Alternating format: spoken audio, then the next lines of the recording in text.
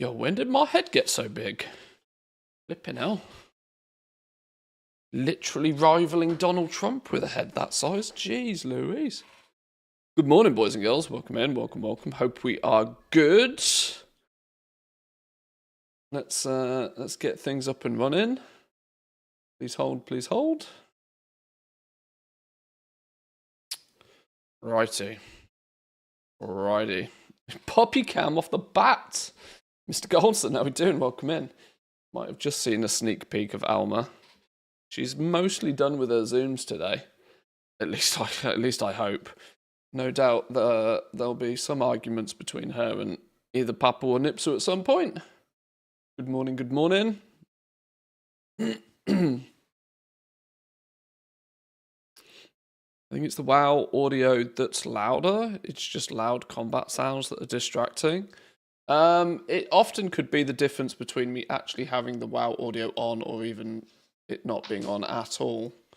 Some days I completely forget to switch the game audio even on. I can play WoW with basically no sounds, which is why for other games I kind of need to hear them.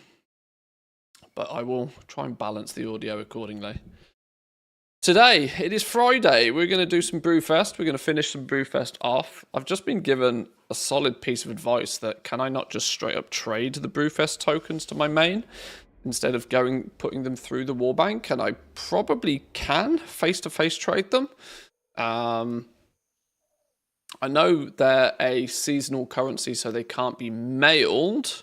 That's usually because there's a time limit on the items themselves, but they could be face-to-face traded, I would imagine. Even across realm, we can try. Let's get things loaded. In terms of game sound, it should just be this account that gets audio. Yeah, it does. I should still be much above the audio of the game, though. It might have been that the music was loud or something, I don't know. Hunter Mog's badass, how did you get that? My main character, that's my Matrix set. It's mostly based around the long black trench coat from the Dark Fuge rep in the Undermine at Exalted, I think it is. Gets you the Matrix coat, and then a few other black-ish items. Probably black tuxedo pants. I would guess top hat of some sort. I appreciate. I really don't do transmog at the best of times. It's probably the first set that I've actually made for my main character in like years. Oh shit, which account is this? Hang on, I've messed this up.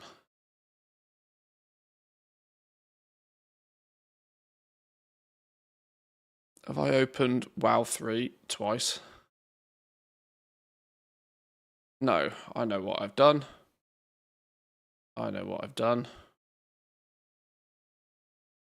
Yep, I was going to disconnect you.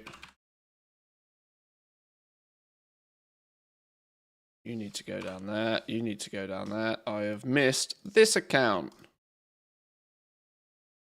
No, I've got 5 accounts open. Where is it then? Oh, it was hiding.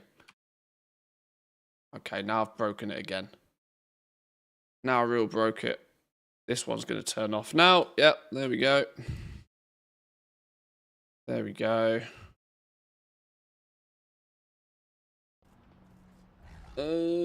Yeah, let's get some die brew kills on the go nice and early, I think. And I can actually also then test if we can face-to-face trade the tokens over as well. Because if I can, that will be a touch easier than going via the warbank. Oh, it's nearly the weekend though, boys and girls. We are nearly there. It's going to be a busy week next week. I might actually take... Wait, hang on. Let me look at the numbers. Let me look at the days. Where's my calendar? Wednesday. I might take Monday, Tuesday without the stream. There's a good chance we won't stream on Monday, Tuesday. Simply because I am going to need to get some stuff done before it's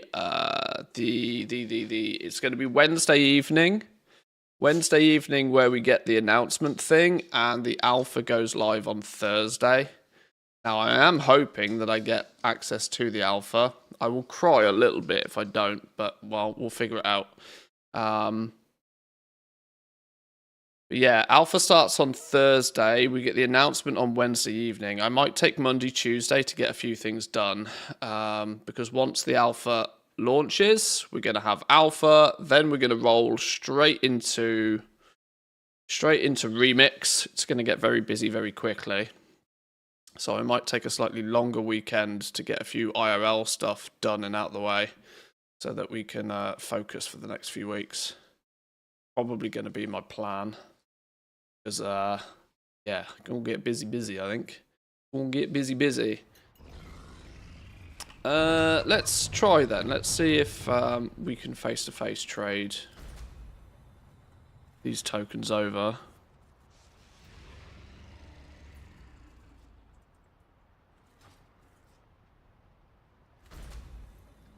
Let's get first of the day kill sorted. Foreign die brew, here we go. Join us, Party. Let's pray we can get them out today. How good's concentration these days? I don't check very often. I don't really do any of it, but I would still imagine it's never going to not make gold just by proxy of how it works, but it will inevitably lose its value eventually.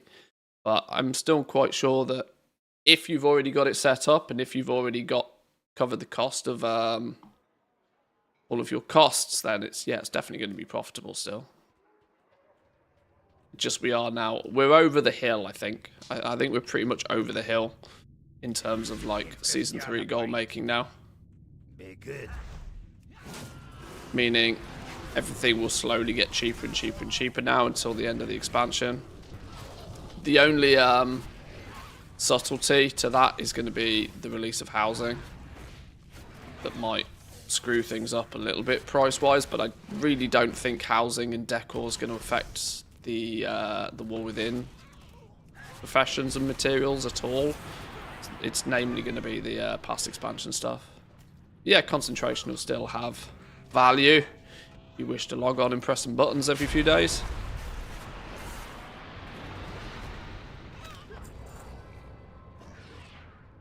Right, mount, go. Go! Never lucky. Never lucky. Well, I guess we go again tomorrow.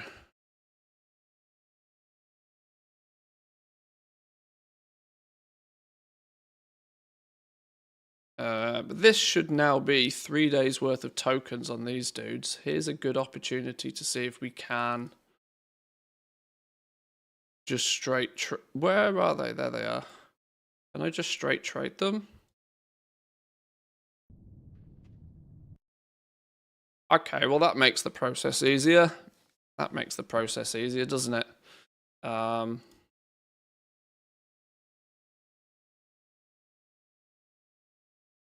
Trade target is too far away. Where am I?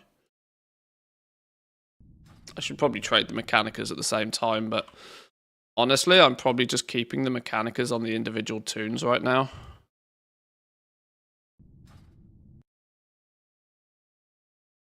And then when they get 5, I will just buy a pet and sell it on that realm. It will distribute the pets across the entire region quickly and easily that way.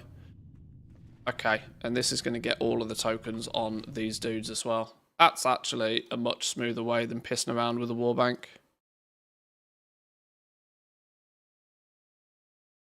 So much content coming, content overload.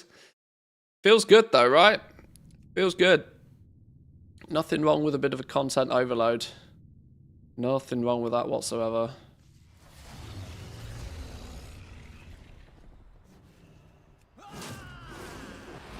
Let's kill some rares while we're here. 10 to 20k per character twice a week if you have your double professions. It's at the point where it's probably not going to net you any more than just running around doing world quests would do, but there's the obvious distinct advantage there that you don't have to run around and do the world quests. You just stand at your table for the most part, and if you have a long boy, hop on it once, maybe twice. It's yeah, it's still pretty. It's not get super duper mega rich money, unless, like I said, unless you've got a monster of a setup already. I mean, if you're doing it on, like Drizzling Rose is doing at the moment quite frequently, 65 characters every week pretty consistently, that definitely adds up and is still probably worth $1 million gold a week, which is kind of one of those where I really should have set it up, but I also know I just would never have kept up with it if I did. 670k profit yesterday. Can't argue with that, really, can you? Can't argue with that at all. Cash monies. I don't know if it's somebody on stream, because people have different Discord names as they have stream names, but somebody sold a big battle bear and posted it on the Discord yesterday. 8.4 million gold sale, I think it was. They flipped it round, they bought it for 4 mil, they claimed. Which was, that would be a nice day in the office, wouldn't it? Big battle bear flip. I think it was the big battle bear. Probably not that many of those in existence, really.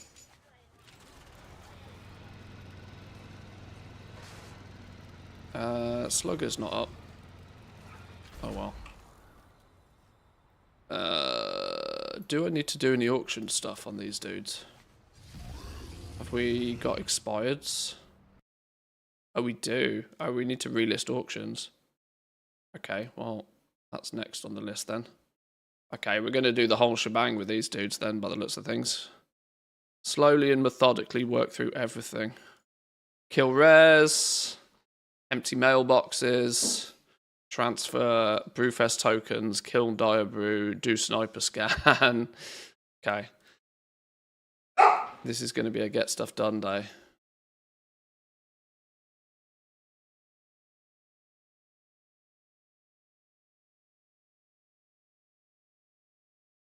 Good thing I've already had one coffee, and good thing I've got the second coffee on the cook.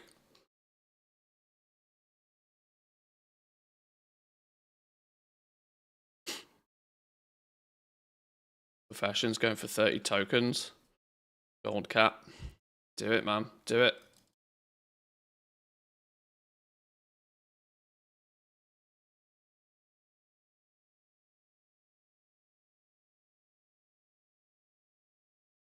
With all of these characters ready and waiting, though, there is a strong probability, and I've mentioned this already, that going into midnight, I might not be quite so heavily focused on crafting.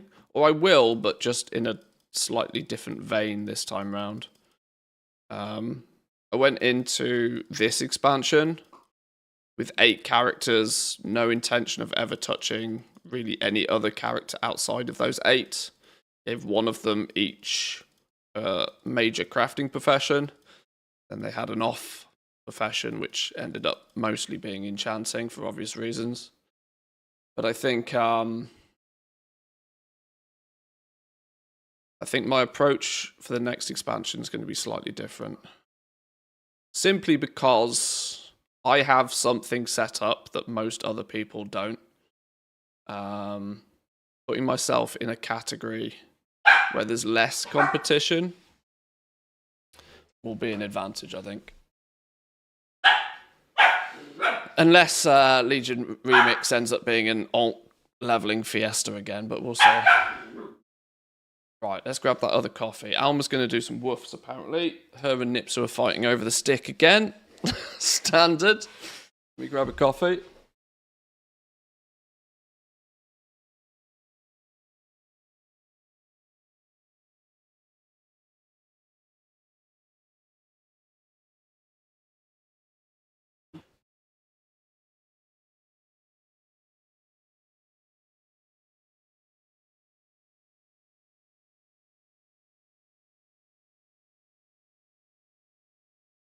Stick of all truths, yeah. Like a South Park episode in here. Right, what we got? Mark of Malorn. What the Christ is this? Some random ass Lobby trinket. Don't care. Plasma mech shades. They're crafted. Willow vest of the Aurora. I don't actually know what that is, and it's certainly not cheap enough that I consider a deal. Okay, there's nothing there I care about. Lots of things on the list, but nothing there that I care about. Means I also don't really care about most of these, or those Ecodome pets. Ecodome pets at 2k a piece. I cannot possibly imagine that they can't be flipped around, if not in the future, for 2k a piece. Is these the actual pet? Yeah. Mostly because that's really not all that much more than just a single world quest. Worth of gold right there. This is apparently a realm where somebody is doing the gold locked challenge, and so there's white kittens all over the place. Arid Caravan Band of the Peerless. Literally never heard of that, but it is already grouped up, so apparently I've either bought one or have tried to sell one previously. Runecloth bag is a vendable item, I'm pretty sure of it. Hence why it's on this realm. 1,101 gold. It's a very deliberate number, isn't it? Very deliberate number. Sure. Knoll tent. I'm pretty sure that's crafted as well. Okay. Next team.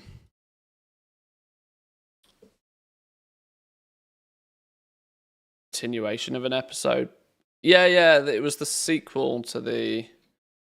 They did a couple of South Park games, didn't they? I never played those, by the way. I was kind of half saving those games to play them on stream. I think they'd be funny stream games. Assuming you're a South Park fan, that is.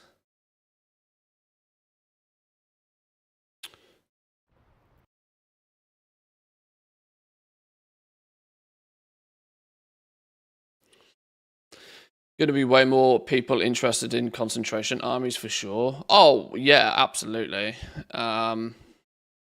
The reality is whatever works in one expansion, people try and replicate in the next expansion. It's often based upon the fact that they feel that they missed out on the opportunity in one expansion and are like, right, next expansion, I'll do it properly.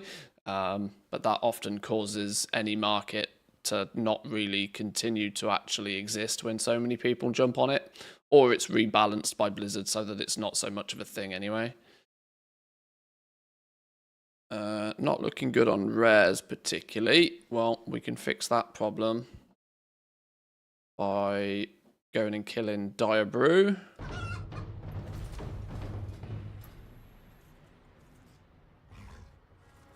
Diabrew, join us party. Go, go, go, go.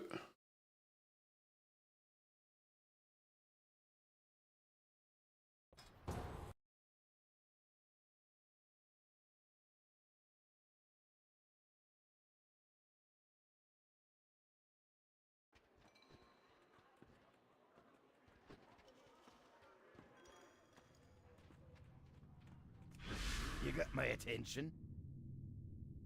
Watch your back.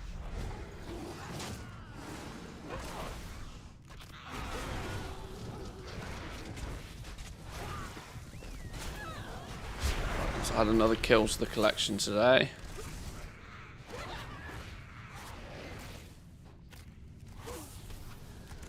See if we can do it without getting mugged off. Never lucky. At least my dudes shouldn't die now because they're all mostly geared as well. Or have gear, I should say. Geared is the wrong phrase. When people claim to be geared, that's usually an indication that they've got good gear. For me, my bonus realms characters, for them to be quote-unquote geared means that they have an item of gear in each slot. That's literally the criteria.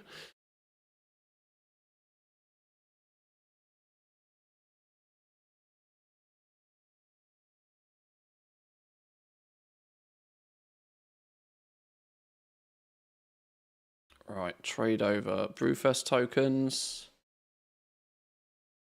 Even on my screen, this is a bit small. Kind of have to squint to see which character I'm looking at here. I need an 8K monitor, apparently.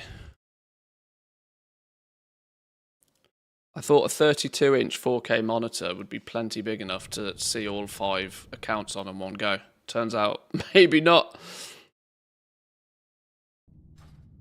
Okay.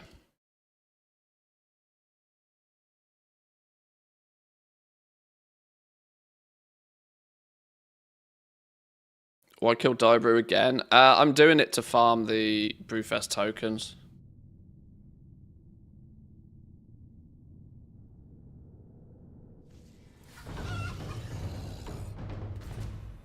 Yeah, I've got the 32-inch OLED, which is really, really nice screen. Way overpriced, completely overkill, but really, really nice at the same time. Arguably something that I can't ever possibly see any reason why I'd need to replace. Which was kind of the reason why I was willing to spend a little bit more on it. Yeah, I think I paid 1,200 euros for this screen earlier in the year. Not a fun amount to spend on one single screen, but like I said, can't see any reason why in the next 10 years I'll ever feel the need to replace it. 240 hertz, 32-inch 4K OLED, like, there's literally nothing in the next 5 years that's going to come out that's going to give me any reason to change it. Is my theory, at least, anyway. What we sold over here. Gold-plated sword. Don't mind if I do.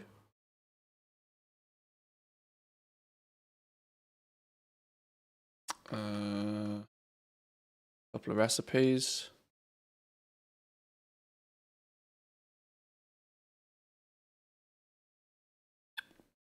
What brands? The Asus Republic of Gamers one.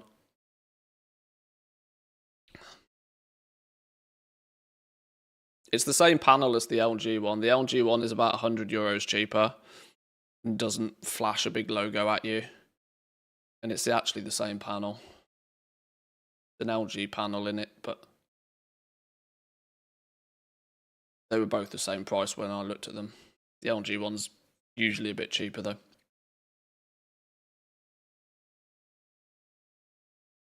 was looking at the LG one because all my monitors were LG. LG do two slightly different variations of it. They do one that has speakers built in and one that doesn't.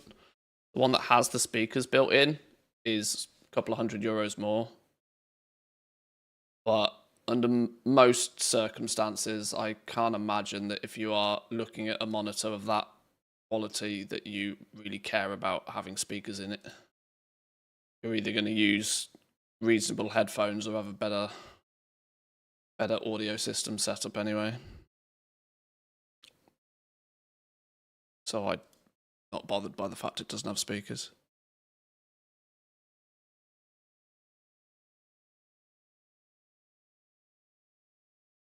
I should put all my PC specs down in the... I get lots of questions about it. I should put them down in the... make a panel for it on Twitch.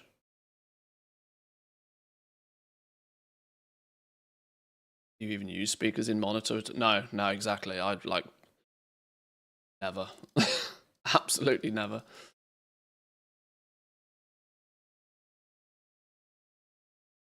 They kind of... it's the only... The only reason that the LG version of the panel with the speakers in looked interesting was because it's a very comfortable dual-purpose panel. I will at some point have the PlayStation 5 connected into it as well, which is where I might want to, pull up the sofa and just chill and not have like headphones or something on. So some semi-decent speakers in it might have not been a terrible idea, but such a niche use case. I was like, nah.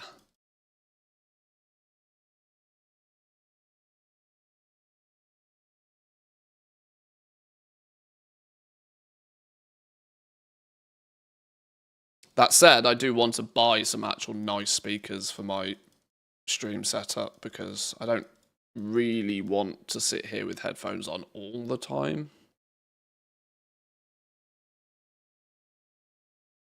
Mostly, and it's a very localized problem, this, but mostly because I have a little puppy that is often running around causing chaos, that it's actually convenient for me to be able to hear what she's doing, which I can't if I've got headphones on. Even though these ones are open-backed, so I can still hear reasonably well. The noise isolation is deliberately not amazing on these ones.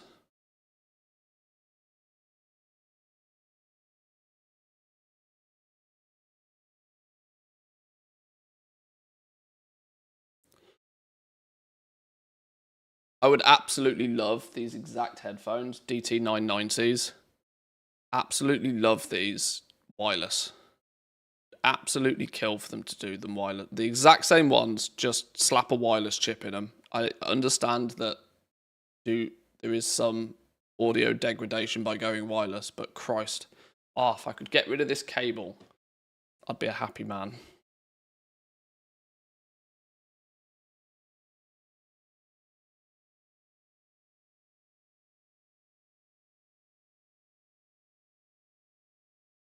Enchanted lanterns. These are too cheap for me to bother with. They're probably easy to spin round, but too cheap. Shadow Raising Annihilator. Dragon Isles blacksmithing recipe. Why is that turned up so goddamn cheap? Apparently I have 15 of them I have a bunch of them already. But no, that's not true. My flipping TSM has gone bananas, and it's counting stuff in the guild, like, on every character stupidly. I don't know why. Serpent's Heart Firework? Panda recipe? Not for that price. That's not a deal price. That's not a deal price. Somebody's been doing some panda content, clearly. Magnificent Jeweler's setting recipe down to like 5k. I can probably pick them up cheaper than that when I want to. It'll be a fun one to have for next expansion when collectors want to finish off stuff that they missed. I might even flip it round even this expansion still. Dark Iron Ancient Crusher. Is that what... I should check the price on these, because these are going to pop up a lot. These are the Brewfest BOEs, aren't they? I need to decide what my play is with these Brewfest BOEs. I need to decide how much I'm willing to pay for them. Because I will buy a bunch of them. But the question is when. Dark Iron.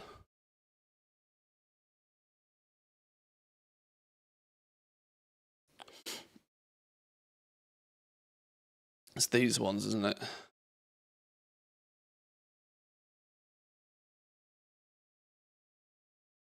Ones that are actually tagged as cosmetics.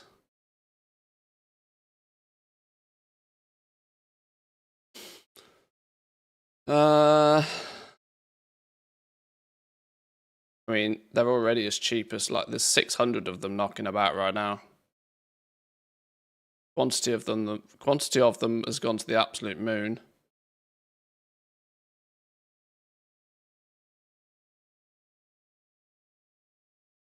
Question is how many of them do I buy, and when do I buy them all? How much am I willing to pay for them? I spent 600k yesterday on 8 charged Runax plans. 600k on 8 of them? So what, like 80k a piece or something? That still seems like quite a lot.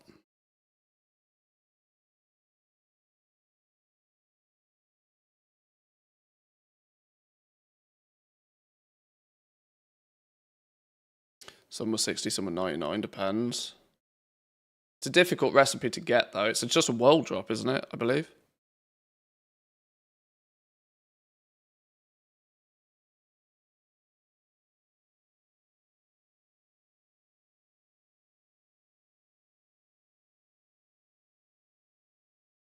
Right, any rares quickly? This team's got everybody up. This realm, I should say.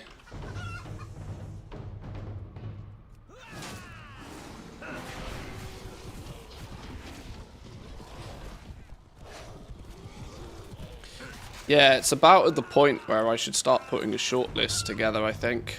Which might end up being a long list of items that I might care to buy up when they're cheap. With the consideration that in 12 months' time, when nobody's out in this content, they might increase in value. Recipes are a bit of a favourite of mine, but that's because it's a market that I kind of know. Or at least I kind of feel I know. By proxy of tinkering with the professions a lot.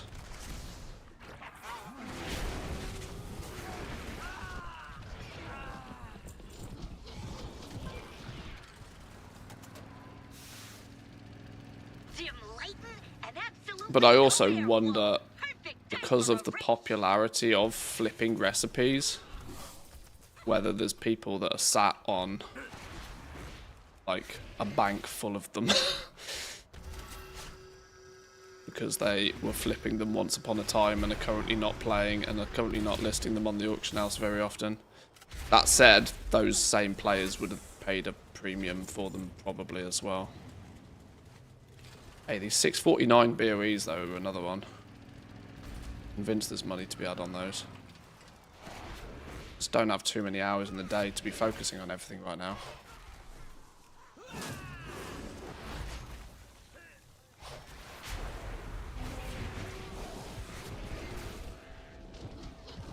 It's a nice luxury to have in this game though. Feeling as if there's like too much stuff you want to do. There are worse situations to be in.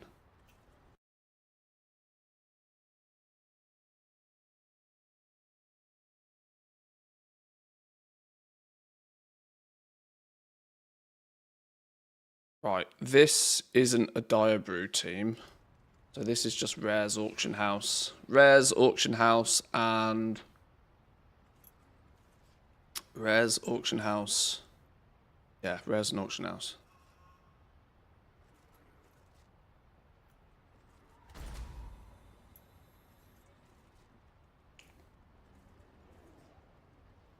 That's a good start. Any better start than that? No, that's the best start we're going to get.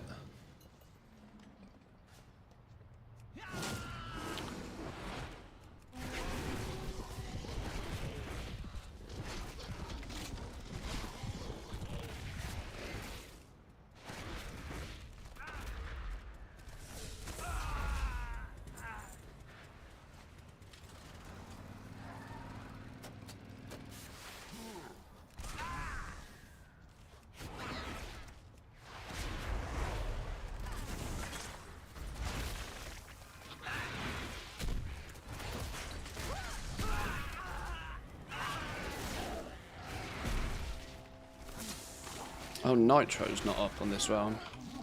Right, well, we'll miss Nitro. Not the worst loss.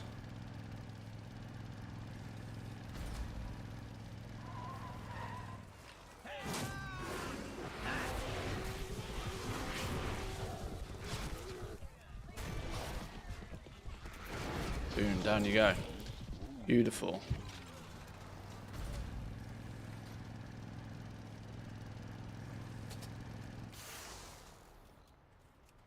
It's quite a comfortable little routine, this, though, for me now. Quite a comfortable little routine. I'm really glad I made the choice to wombo combo these characters as Undermine, Rare Killers, and Cross-Realm Auction House dudes. That we found a rhythm to it. It means I keep on top of both activities. One which is farming the Mechanicas, which supplements the revenue to make sure that each account kind of pays for itself in terms of gold, even if we spend a bunch on flipping. and then in turn maybe don't sell enough quite quickly enough. But with the overall goal being... No. What am I doing? Alright, we'll do the sniper first, apparently, because I've lost my brain.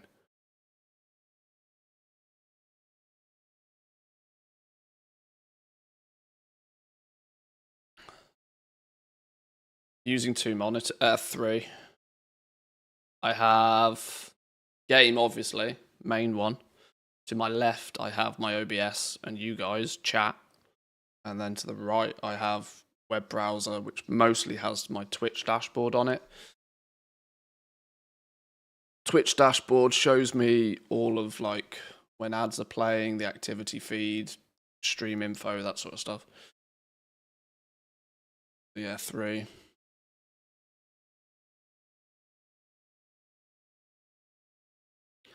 Anybody figured out what these things are yet?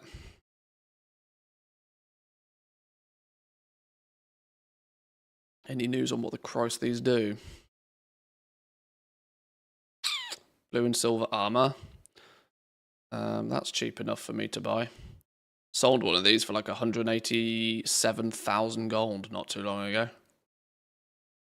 Which, that one sale has covered the cost of buying all of these out across the rest of the EU. Stonewatch's Eye, not bothered in. Spoulders of the Scorned, I have no idea, but for an epic for 50 gold, we'll figure it out later. Styling Crimson Hat, crafted. Avoid. You have the recipe though, worth crafting it. Nothing there. Nothing there.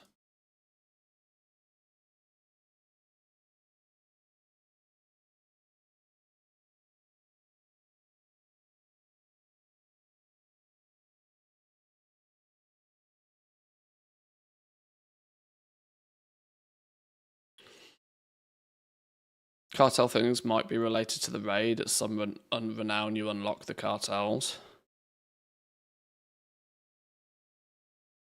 Well, it was all meant to sort of... You get the material drop and the recipes at Renown 8.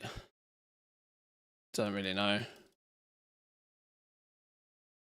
Stream always drops to 360 after some time. For me, never happened before. Were you streaming in 1080p before?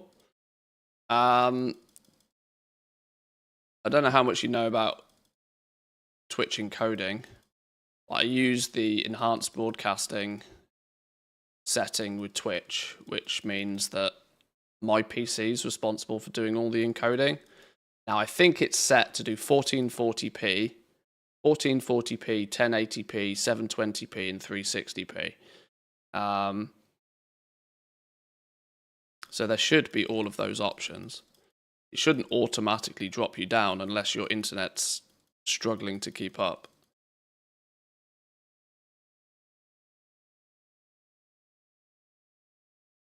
But the source is 7.5 kilobits. It's not a lot. Not in today's internet technologies.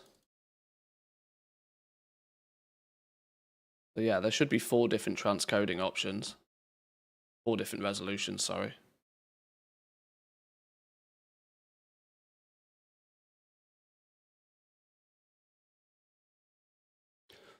Hopefully, before too long, I'll be able to stream in 4K.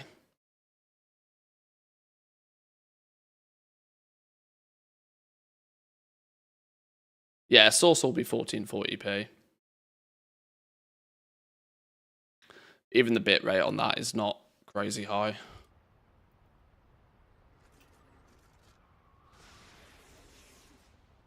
Welcome in, Loot Fever, by the way. Hope you're well. Good to see you.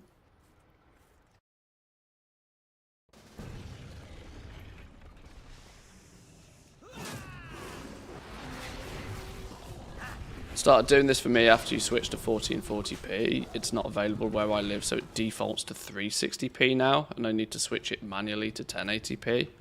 It's weird.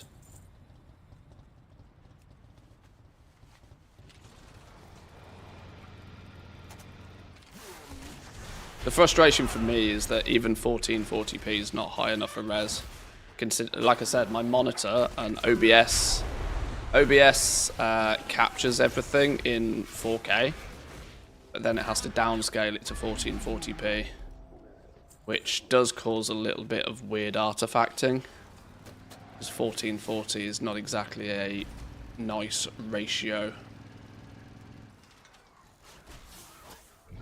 1080p is probably actually the clearest of the stream. Sort of, maybe, I don't know. I've considered just sacking off the 1440p until Twitch just gives me 4K. And then we'll stream in 4K. Do it properly. Got a bachelor party tomorrow, I'm afraid. Bachelor parties are fun. I've only been on... Well, I've been on 3, but 1 was mine. But they are almost guaranteed to get quite messy.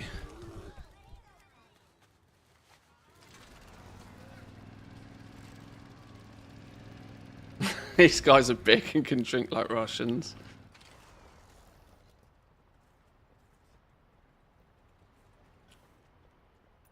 Nothing wrong with that. Don't have to keep up. That's the one rule. Remember, you don't have to try and keep up. My brother-in-law drinks, or can drink, like a fish. And I learned very quickly that trying to keep up with him is literally a recipe for disaster, so don't bother.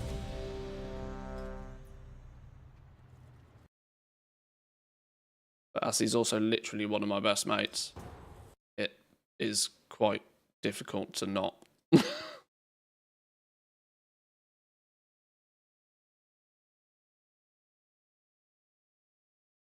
60 down, 14 up is plenty for watching Twitch streams, though. Like I said, like 60 down is still almost 10 times what any single Twitch stream requires to watch, even at maximum quality. Off with you.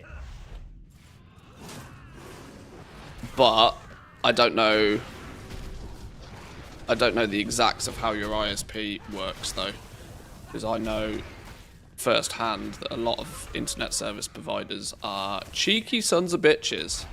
Those numbers are probably up to those numbers in the first place, but you will equally I know in the UK, for example, some of the internet service providers throttle certain websites, so regardless to what you pay for, you might not get anywhere near that on certain websites. And it wouldn't be surprised if they throttle Twitch's from an ISP level.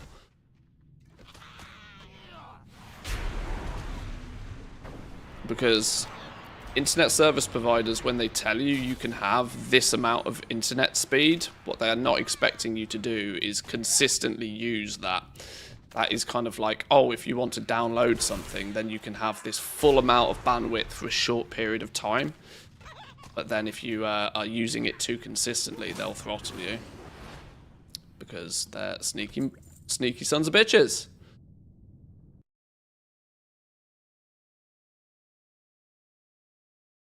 And they do it in the name of fairness, as that, oh, we don't actually have the bandwidth to supply everybody with the maximum speeds that are listed all the time, and so we have to throttle you down on certain things from time to time if you become what they see as a power user. Which is crazy to me, because it's like, okay, you are literally fucking over your users that utilize your service the most. What are you doing?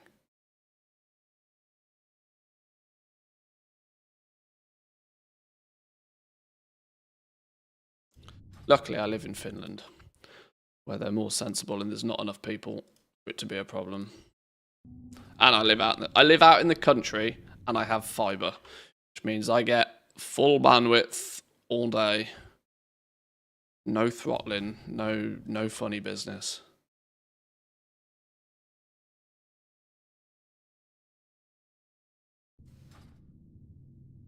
It's wonderful living in a country that has good technology. Oh, disconnect. What was that for?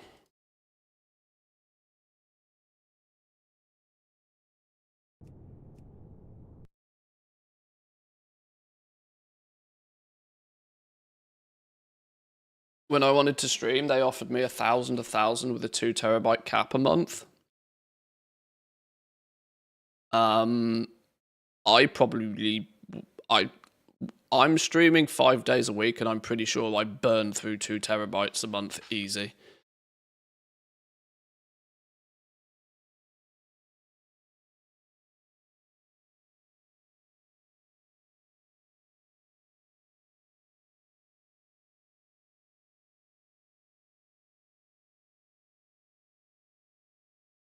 Finland considers it a human right to have internet access. It does. It does. Character with that name already exists. This fucking thing. Okay, it's locked this dude out of play. Alright, well, you're not going to get your auctions relisted today then.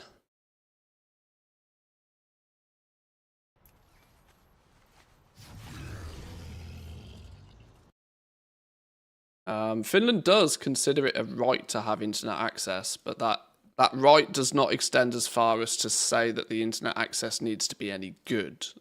It's just that you need to have access to it, which is why they have very strong mobile network coverage. If you live too far up north, you are heavily restricted to SIM card-based connection speeds at best, which is never going to be any good for like streaming or anything. It was one of my biggest criterias. Mrs. Manthius wanted to move out of the city and into the countryside a little bit. And I was like, sure, fine. I don't mind too much as long as we have, decent connection to the main city still without having to take 6 buses and, all of that sort of shenanigans. And my second requirement was that you are not taking away my fiber internet. If the house does not have fiber, we need to take into consideration the cost of getting fiber to that house. There was one place we looked at before we bought this place where we really liked the place, but it didn't have fiber.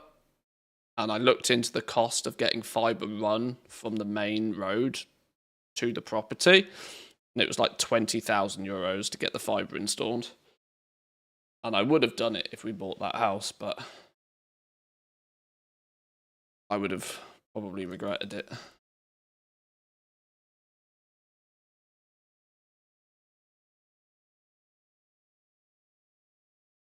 Still know how dial-up sounds? Yeah.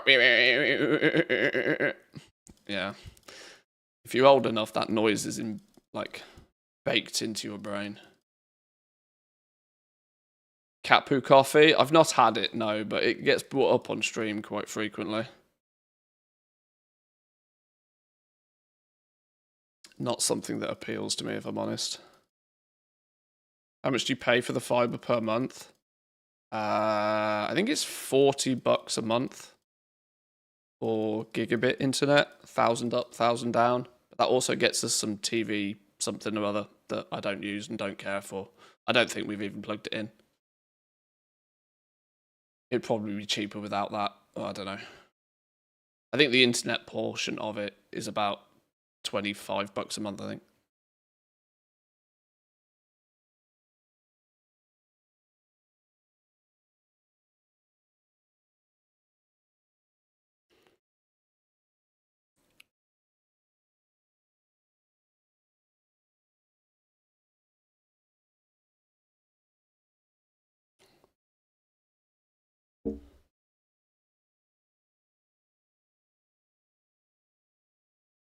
Paying €45 a month for 60/15.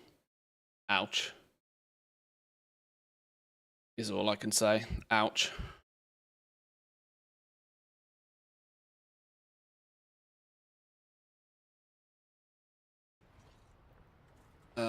Nitro is available for Pewage. Nitro is the only one available for Pewage. Well, I guess we go kill Nitro then, as that's the only one available. This team doesn't have... Oh, even Nitro's not actually available. team doesn't kill Diabrew because there's not the right players. Oh, what about you? You can pew Nitro.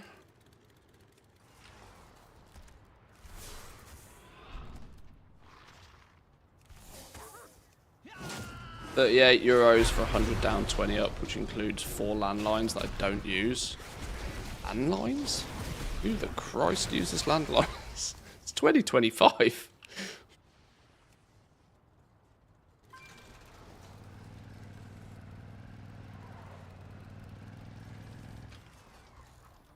Landline.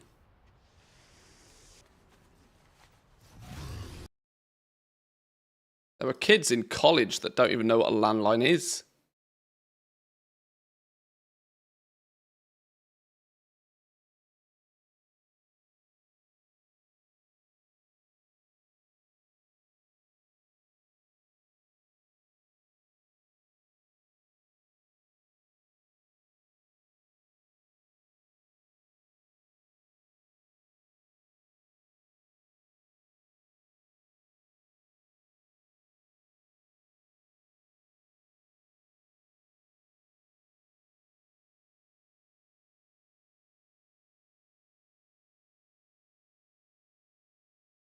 Lots of medical systems still need copper. Doesn't work on digital. Really? What could possibly still need an analog connection in 2025?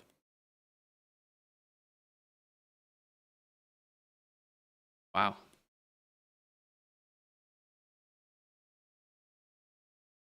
Must be some old ass medical shit.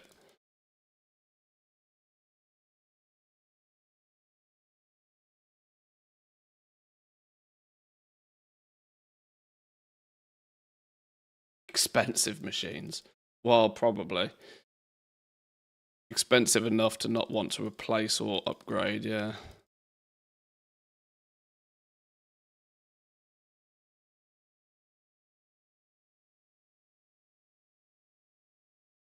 One good thing about it is I can give my boss a phone number that I can simply disable in the router. Okay, so they're not actually landlines, they're IP phones.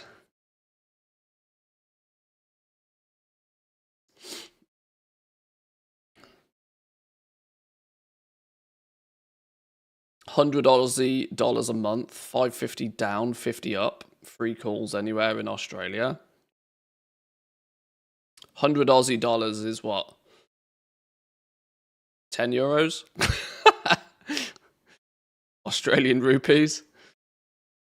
No, 100 Aussie dollars is like 70 euros, right? Something like that.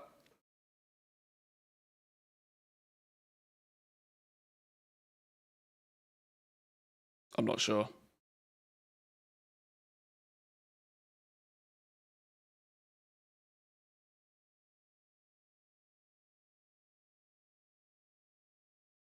All I know is they get to use the word dollar when it's not worth the same as a dollar. Although, the way America's going, the dollar won't be worth much soon either. They keep printing more of it. I'm not buying that for 2,000 gold. That's still too expensive.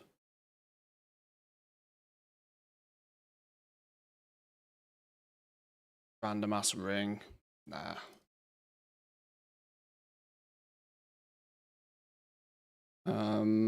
That's closer to the price I'm willing to pay.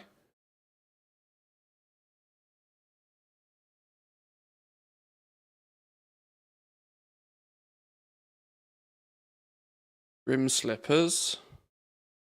Pretty sure I sold a set of these the other day. Oh, why has this one dude got 4 of these? It's an instant turn off.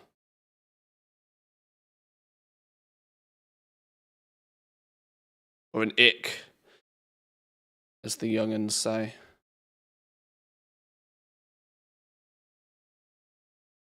Nothing going on there either. One last chance for any rares to be up on this team before we move them on. Not looking great. Okay.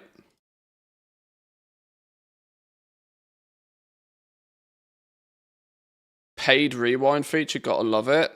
I saw that. Yeah, for reference, anybody that's got a Twitch sub to the channel or is a Turbo user can apparently now pause live streams on Twitch or rewind them, a feature that YouTube has only had literally forever.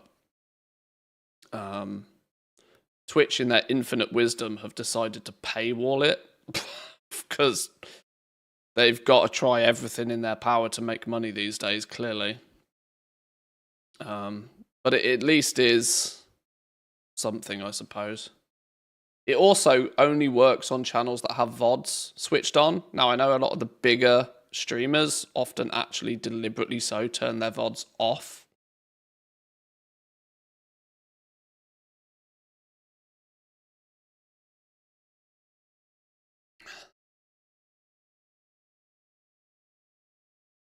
Took their time. It's one of the things that put me off Twitch. Yeah. No, not even paywalling the VODs. A lot of bigger streamers just straight up don't have VODs switched on. Often because they have somebody that syndicates the VOD content onto like a clip channel or a YouTube channel sort of thing. And to incentivize viewership on that, they turn VODs off. Or just because they are so frequently saying dumb shit that they turn it off. Which is also very much a possibility for some of the bigger streamers. Just having VODs off is a safety feature.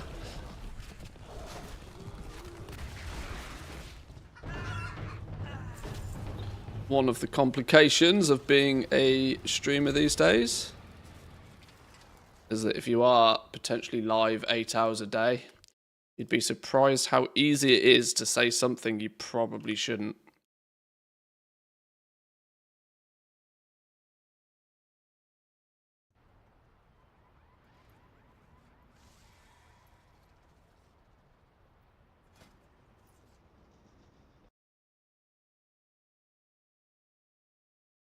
Genuinely surprised more people don't get cancelled for saying dumb stuff.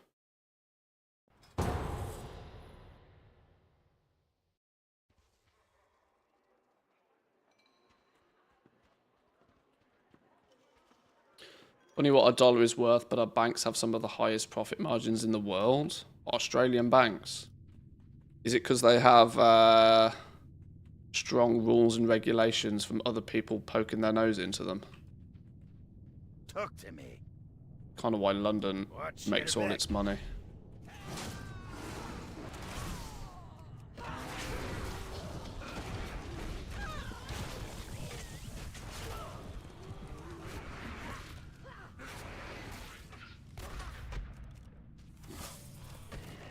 And to make people have to watch live if they want to watch at all. So streamer at least gets some pennies per ad break.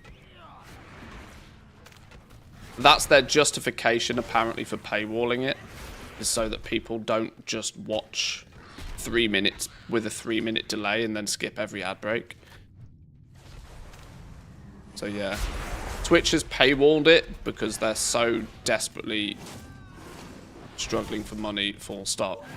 But they're now almost forced into a position where they have to paywall everything just purely to survive. Is quite clear.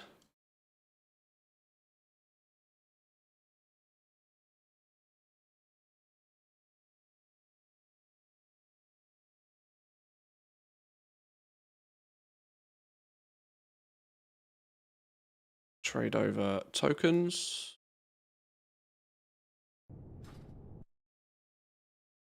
But I know I'm a little bit more cynical than I probably should be. These days, I tend to trust almost nothing that comes out of a corporate company's mouth as to a reason why they have done something.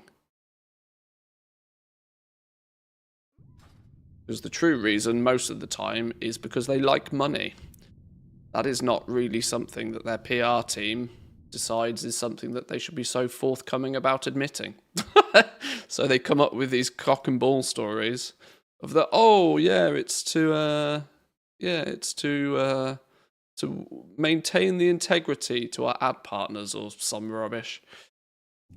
Sure.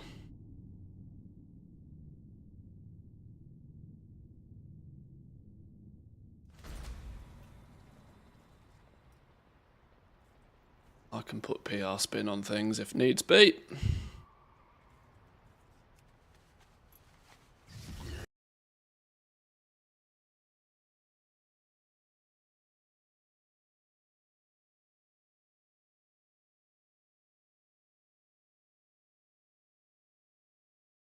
We sell over here. Okay. None of these sales are particularly surprising because I probably spotted most of these yesterday when we were getting some gear for these tunes.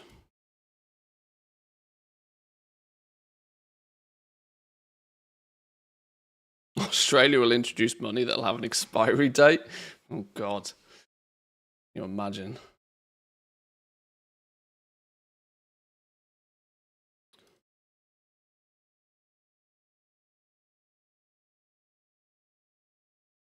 Does kind of counteract the concept of a currency in the first place if it has an expiry date. Who gets to decide when something is no longer of value? That's kind of the point of a currency. Something that two individual parties see value in enough to use as a trade commodity.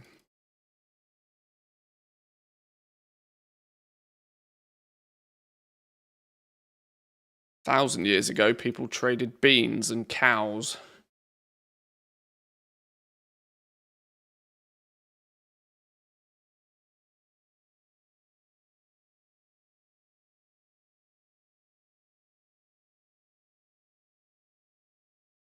Already does. The longer you hold it, the less purchasing power it has.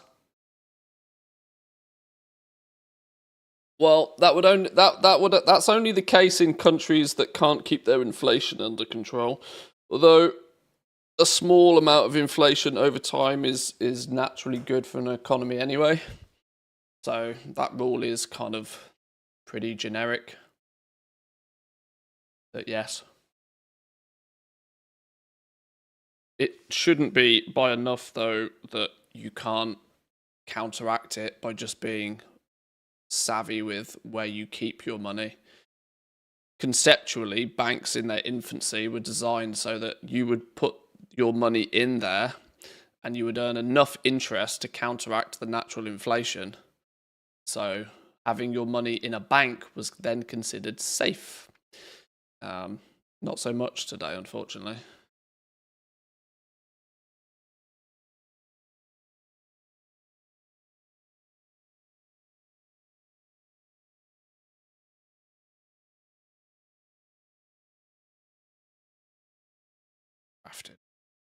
Crafted stuff. Broccolisk hide bindings of the fire flash. 50 gold. We'll figure out if it's worth anything in the future. Infernal alchemy stone. Lol. Cursed Berman. Oh, that's not a bad price for 15k. Not a bad deal for 15k. Oh my god, this realm has got no money. This is clearly a realm I buy shit on, but don't sell anything. Might need to do a sweep of Warbank access for some of these characters that are running out of cash money.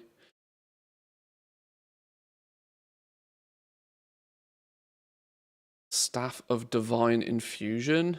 No idea what that is, but once again, 100 gold, we'll figure it out later. Random ass ring.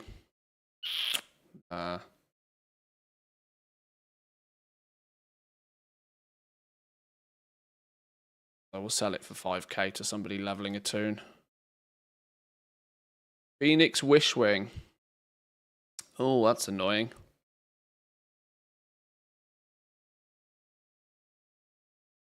Oh, am I going to pay 125k for Phoenix Wishwing?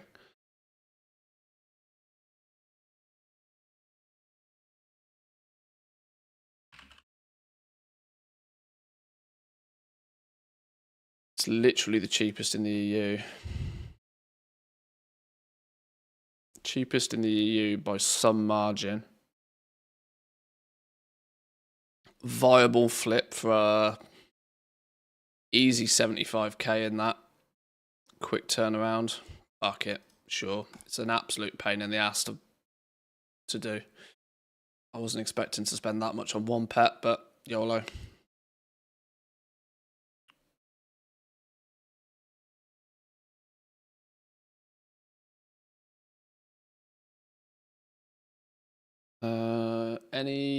Any final opportunity of rare? I mean, thwack, yeah, nah. Okay, move on. Next team.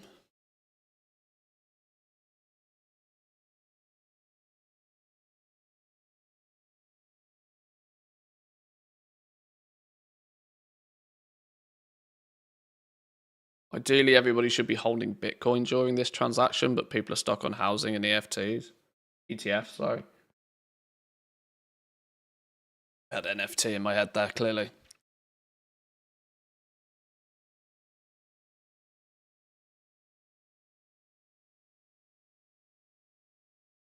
I tend to think that whilst this is clearly not sound financial advice, some diversification is smart. But I think the greater problem that more people have these days is that they don't feel as if they can earn enough money to even consider saving any. Which is where a bigger percentage of the problem lies, I tend to feel. Being able to save and invest your money is weirdly becoming a luxury these days. Whereas 20 years ago, 20, 30 years ago, it was more common for people to earn enough money to be able to, like, pay their bills at the end of the month and consider saving some money. And then the question was like, well, how do you save this money? Do you put it in an ISA? Do you put it in a general savings account? Do you invest it in stocks? Do you look at putting it in a mortgage? Like, what do you do? The issue, I think, more than anything else these days is people can't even cover the bills at the end of the month. Never mind consider save money. It's different if you have a windfall, an unfortunate relative passing or something along those lines can sometimes give people an injection of cash, and people are out of practice with what to do with it then. They just spunk it up the wall, but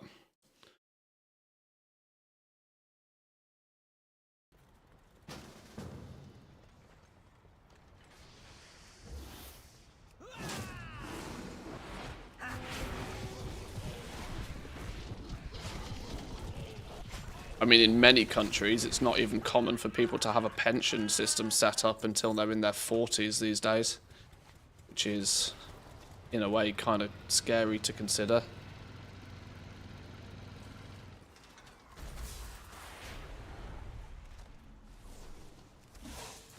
But equally, at the same time, with all of the uncertainty about pension funds collapsing, it's equally not too surprising that people are not over-enthused about putting money in a pot that they don't know will exist even when they come to take from it.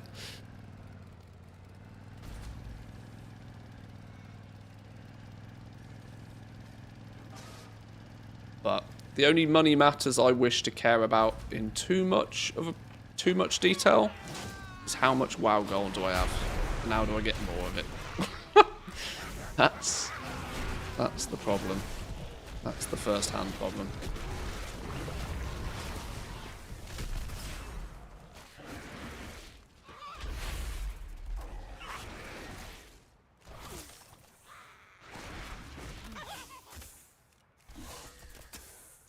Right. We haven't got a kill on Thwack, but everybody else is relatively chilling.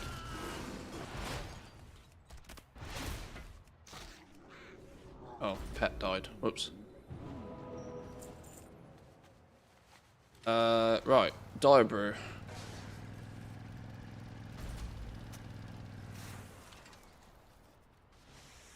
Who's group leader? Your group leader.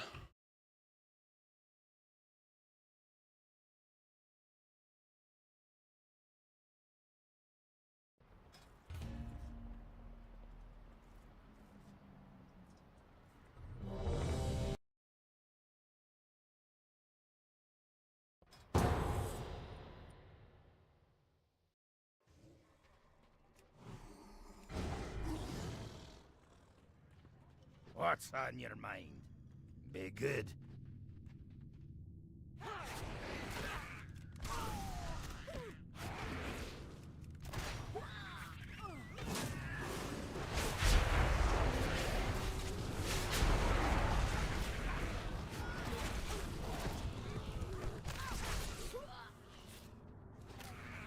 Go on, pets. Finish him off. Finish him off. Get him going. Kill commands.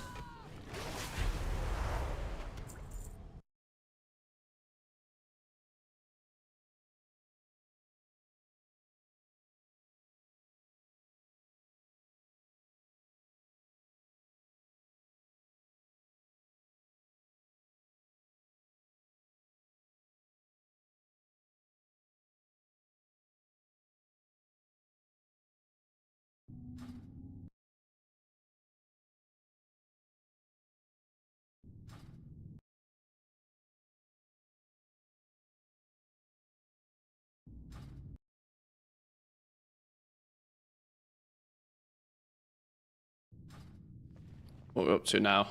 1,200 Brewfest tokens. Getting there. I need 4,000 though. Which is an uphill battle, it feels.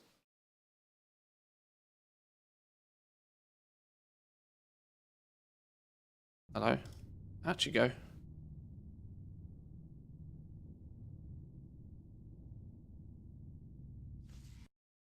This is, I don't mind listening to this music, but it's not really stream music.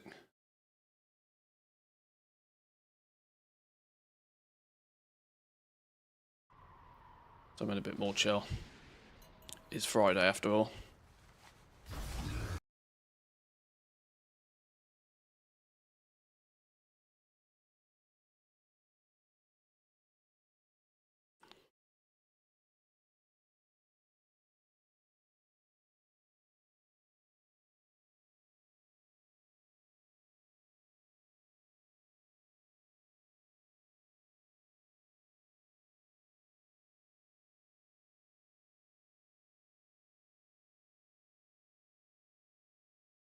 We can do with the Brewfest tokens. Spend them. There's a whole bunch of transmog and all sorts of stuff to collect this month or this year. My all the things tells me there's about 4,000 Brewfest tokens worth of outstanding stuff for me to collect. So, yeah.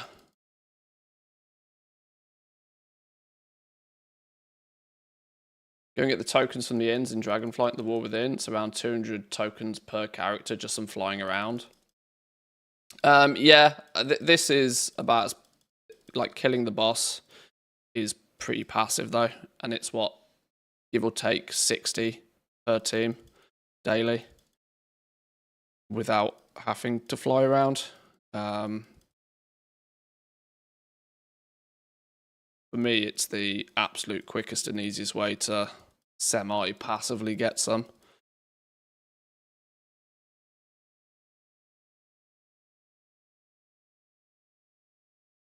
If I am still short later in the event, I might consider doing some flying around, but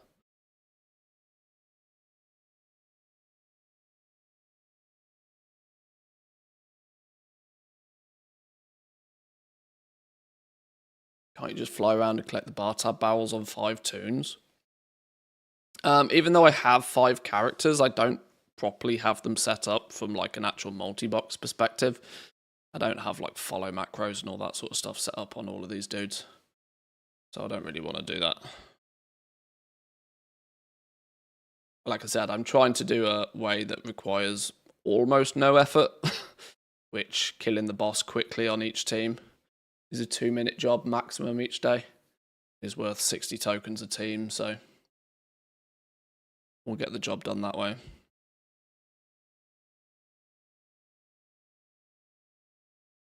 Oh, hang on, something else turned up there. What randomly turned up late in the day? Oh, it's still turning stuff up. Not actually anything I care for, though. Mostly crafted gear.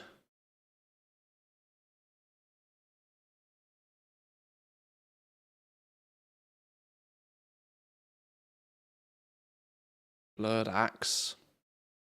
50 gold. Possible to not flip it. 650k for the margin manipulator. Boy, oh boy. Boy, oh boy. People really are pushing the price of these.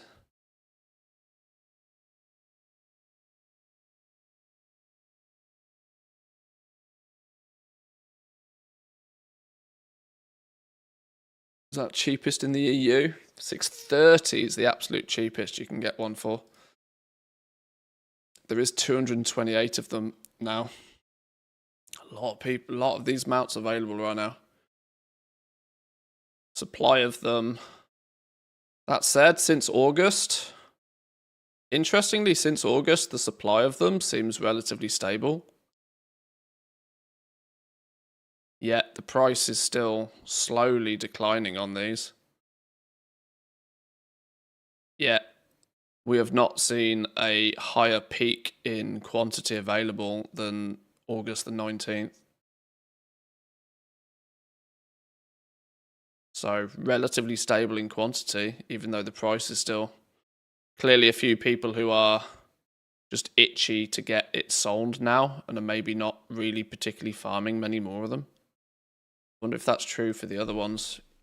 Invest in, what was it, Invigorating Investigator or something?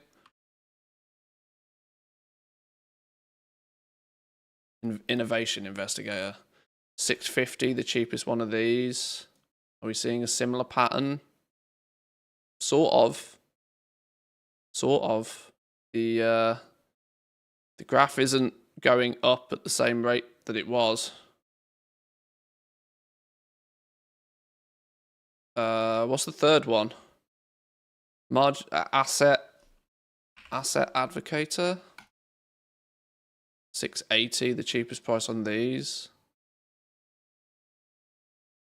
Once again, August 20th seems to have been pretty unanimously the turning point for supply of these.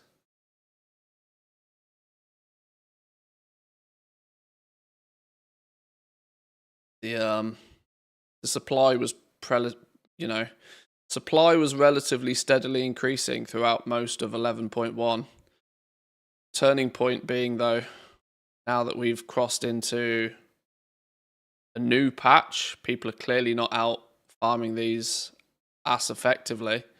The supply of them seems to have stabilized. The price will still continue to go down for a little while, I would imagine, as the people who are holding them are going to be eager to sell it.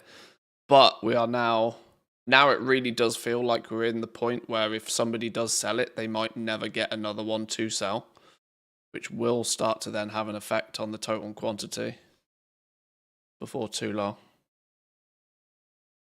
I wonder if there's a price point where I might start buying them just so that I have one for sale on a bunch of realms.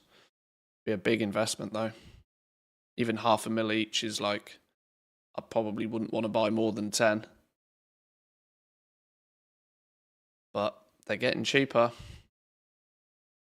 Never in the history of ever, though, has a farmed mount ever really lost all its value.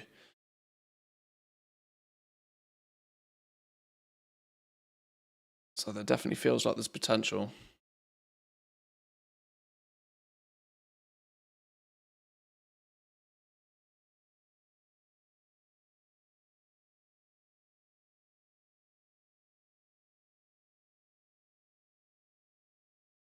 Alani mount lost all. People still bang out those Alani mounts all day long. It's genuinely one of the most popular farmed for mounts, it feels. You can get between 40 to 80k for an Alani mount easy, can't you? Still, these days.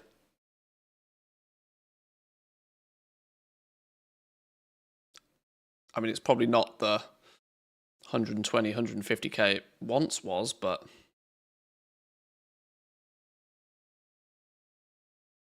it's also very frequently farmed.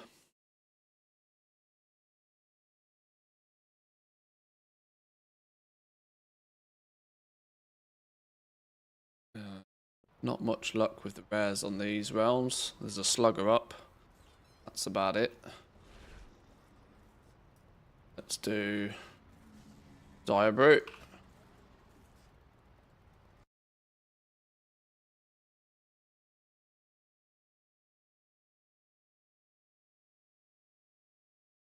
Oh, it went up. I was still in the 20k range. There was a period where they were clearly being bot farmed, which would have, yes, had an impact, would have skyrocketed the supply of them, and would have had a bit of pretty nuclear approach, you know, nuclear effect on the price. Off with you. But to my understanding these days, they're still worth something.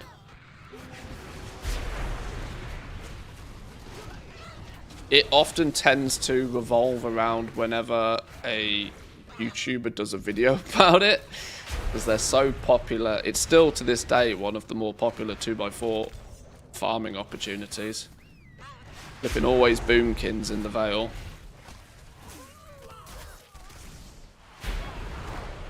Always boomkins in the Vale.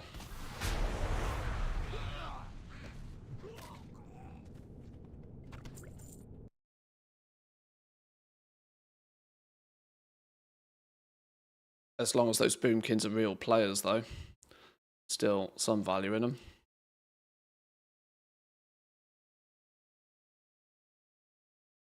I think Elon did a big thing on them at one point, and he was quite smart in his advice around them as well. Suggesting how players can not only farm them, but also sell them quite quickly by looking and seeing what the cheapest price is across the region and undercutting that, and arguably probably just selling it to a flipper, which I tend to think is the best way for anybody farming anything these days to get a shot of what it is they've farmed. I dish out pretty similar advice when it comes to like relatively rare pieces of transmog these days as well. You're lucky and you get like a god drop piece of transmog. Don't waste the next 6 months trying to figure out where to sell it for the most optimal price.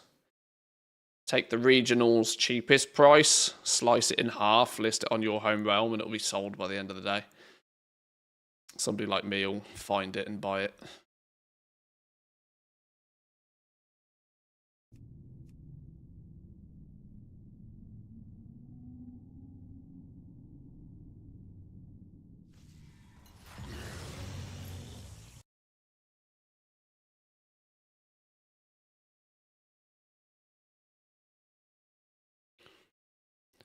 You'll never get this data because it basically doesn't exist. But I've always wondered how many people like farm up something or spend a bunch of time farming some stuff, get something really rare, and then just never sell it because it gets eaten by the mailbox monster, or they get bored posting one item, and then when they ask people how to sell it, they get told to cancel scan it, and then it still doesn't sell. And I do wonder how often rare things just disappear again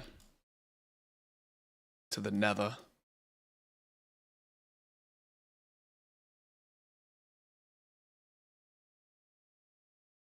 Convinced it happens a lot.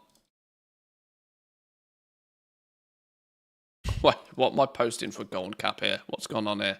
Ember fire bracers. These are fucking crafted. What's gone on here? Are these crafted? I don't even know. Whoops. I don't know why those go. I don't know what's happened to the regional market average value on those. Should put them in the bin. One day we'll sell them and it'll be funny. Oh, they removed crap. Oh, they're not available anymore. Oh, okay.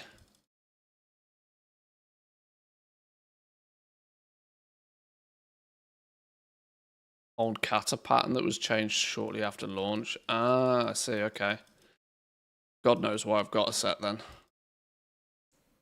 There's a strong chance that I still have them from Cataclysm. That's probably the only reason I've got them.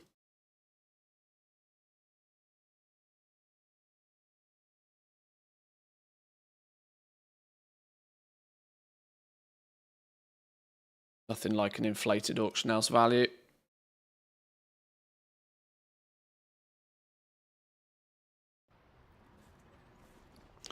$1,354. The number's going up. Numbers going up. 1,368 in total out of 4,000 needed. I was hoping to get Brewfest finished today, but we might not. We might not hit the 4K mark. In fact, I'm almost convinced we won't hit the 4K mark. I don't think it's actually mathematically possible for me to hit 4K yet. Like I said, without actually putting effort in, that is. I could fly my ass around, but I don't think I can be bothered to do that. For some transmog, ultimately I'm probably not going to use, but good for the ATT.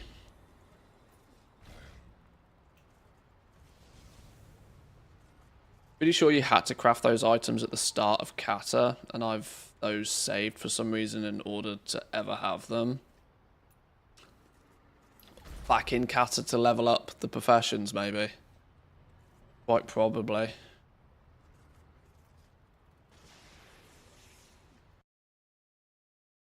Right, what we got? What we got? Hydrasil Robe of the Fire Flash. I've literally never heard of that one. Though it's in my TSM group. I must have one of them somewhere. Not sure at those regional values I care about it anymore though. Kind of too cheap for me to care about. 22 slicks. It's kind of amusing just how frequently I do sell these. Even though I know they are crafted. Fossorial Bile Lava. Who are you? Who are you? Cheap ass pet.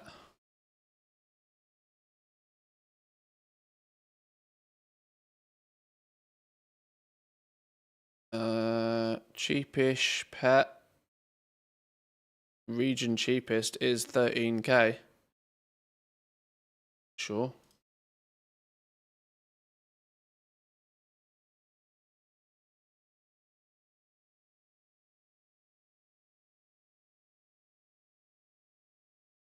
Authority of the Depths recipes. I've bought a few of these and I've started to buy a few more of these. I'm wondering what the play is with these. Do kind of feel that sub 10k is not a terrible price for these, but I also don't want to end up with too many of them.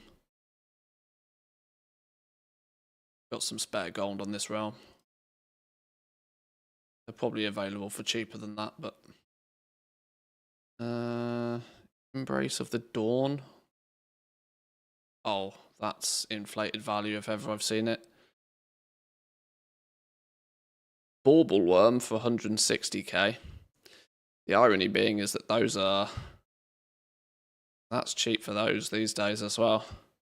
I remember back in the end of Shadowlands, they were selling for about 80k a piece. And if I'd had the mindset back at the end of Shadowlands, I'd have bought a fuckload of those. The issue is now, though, what were they? Flawless Amethyst Bauble. Was it 10k pet charms for one of these?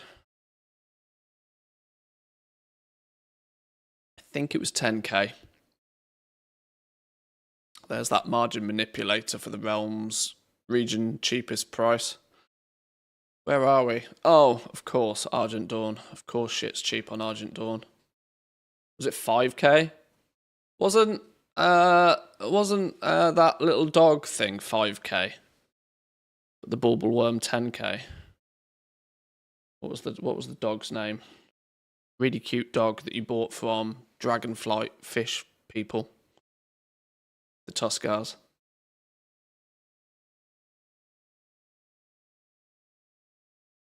Scout, there we go, that's his name.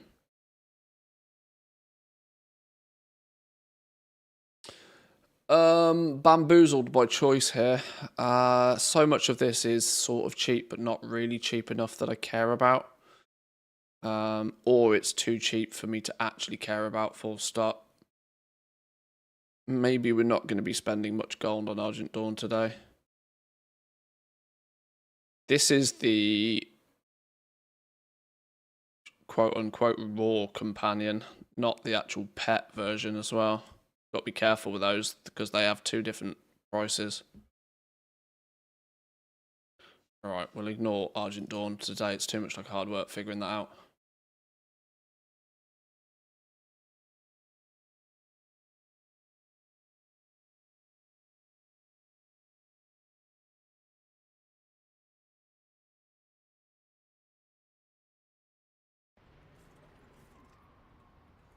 Close my bags. Bigger people.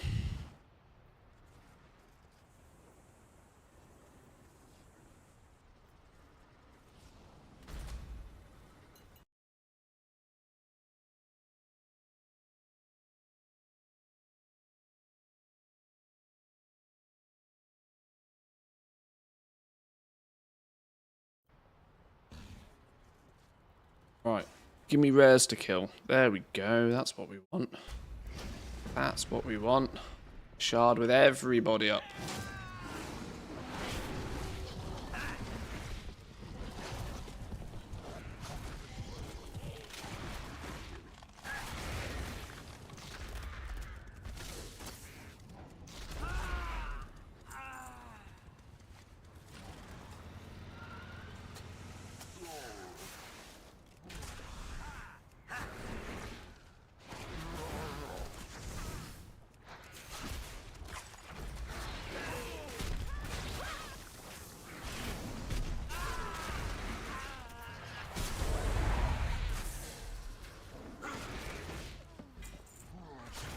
Ooh.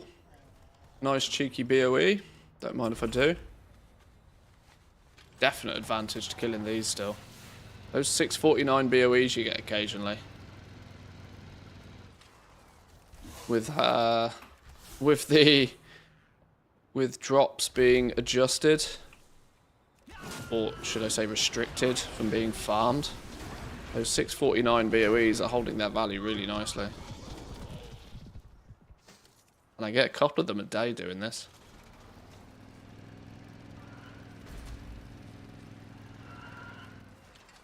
Which, when these are 20k a piece, you know, just one of these BOEs is like half a Mechanica. This farm's annoying in a way. There's just so much value to it. There's so much value to this farm. 35k a piece for each Mechanica you can get. The BOEs are holding their value quite nicely and are easily 20k a piece. Especially if you're willing to send it to a realm where there's less competition on it. All of the flipping vendor trash you get from it surprisingly adds up.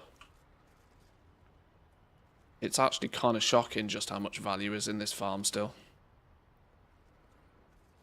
Oh, am I not the group leader? Who's the group leader?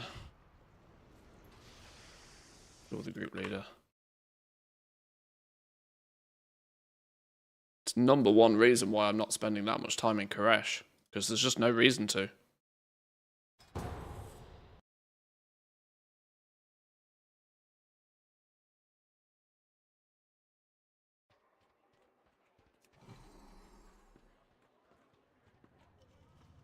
Interest ya in a pint?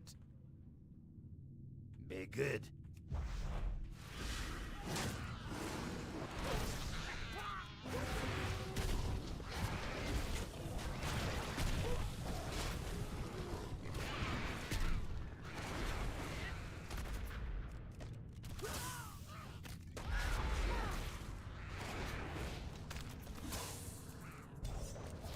Oh no, that's too early to get disarmed. Need some more DPS on the boss. Okay, 10 mil. Pets will deal with 10 mil. Dots will tick for 10 mil. Beautiful.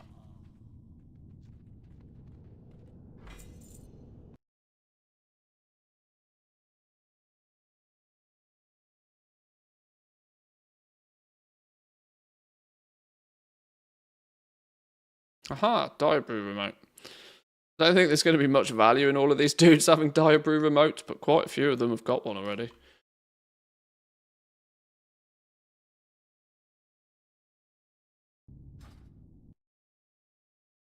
Sure, I can put it to some. Whoa, hello. No. Sure, I can put that remote to some use at some point.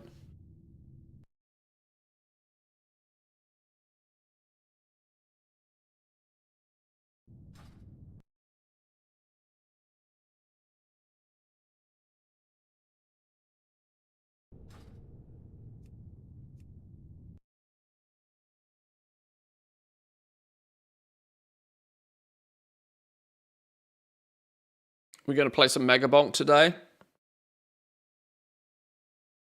I'm not sure. I'm kind of very carefully trying to not get addicted to that game. I'm trying to make sure that I don't get too addicted because, one, it's really fun. But two, I also would quite like to finish Borderlands before Alpha season kicks off. And so I am deliberately limiting my bonking. I played a few games of it yesterday, but kind of don't want to get the bug. Bonking bug.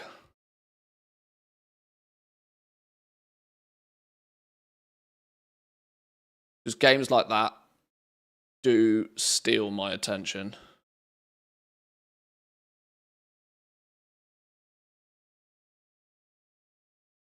And honestly, when it comes to streaming it, it's quite a high effort game to stream. Because I got to kind of like focus and pay attention. Also then trying to pay attention to chat. That's like it's a heavy game to play on stream. If I'm actually even trying to maintain an actual stream at the same time.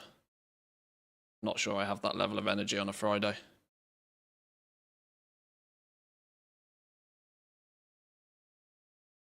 I'm already 2 coffees deep. Any more than that and I might have a caffeine overload. I haven't bought Mega BONK yet. I'm afraid to buy it. Well, like I said, it'll absorb 20 hours of your life easy. If you let it.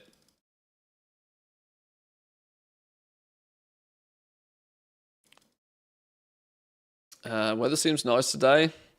Alma might need a new stick from outside, you know? Yes, she might very well. They're all chilling quite nicely right now.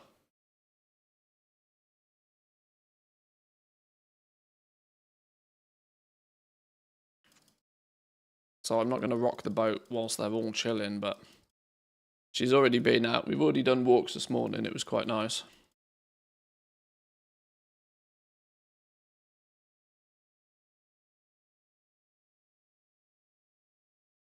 Wow, I'm posting like 3 things on this realm. I really need to up. This one account has got so little things, so small amount of stuff on it. I need to go through and pad the accounts with some more stock. I'm pretty sure my Warbank and Guildbank are full of stuff that could be distributed.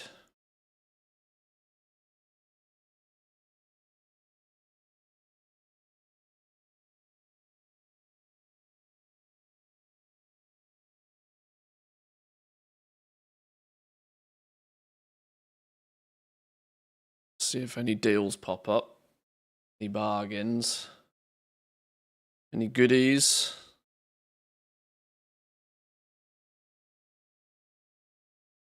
Which realms have we got? Blackrock, Blade Fist, Blood Feather, and whatever this is. Burning Blade. Not historically incredible realms for deals, but it's another bauble worm on the cheap.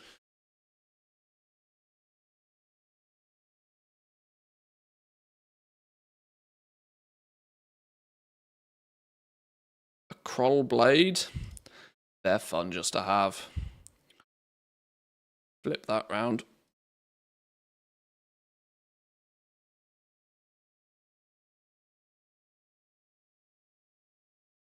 And engineering. Probably crafted.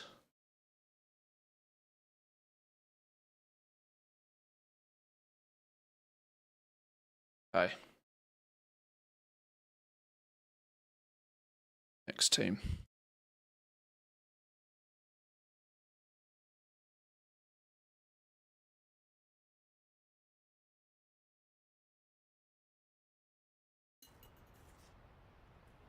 I think I've maxed out my speed set on the Druid.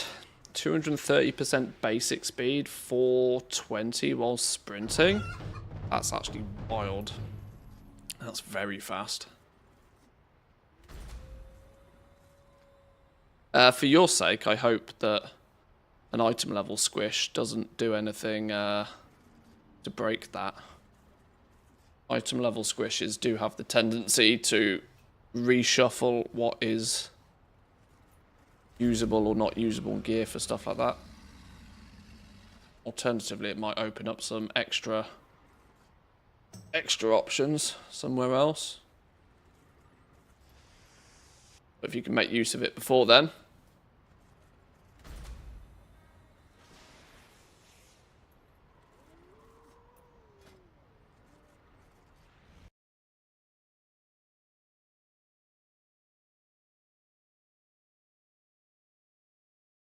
I wonder if it's going to happen again that we'll play Remix a bunch. And because I remember this happened in Mop Remix. When you then stop playing Remix and go back to play Retail on the regular, you ended up feeling like really sluggishly slow. Which was weird considering you were also then in like end of expansion kind of gear as well. How are you? Where you are theoretically meant to feel strong and overpowered. But compared to your character in Remix, you were still absolutely slow, snail pace, weak sauce. I wonder if Remix is going to do the same this time around.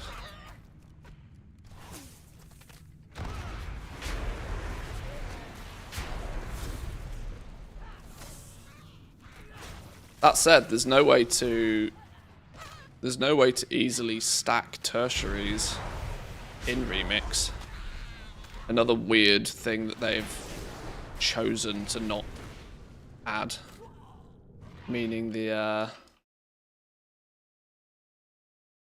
meaning we might not end up being able to run at super duper speeds.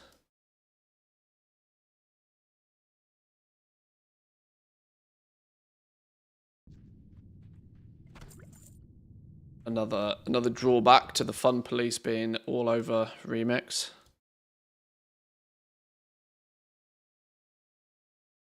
I mean, that's probably not even fair. It's not even the fun police. Fun police is an indication that they've deliberately removed it. I'm not even convinced that anything was deliberate.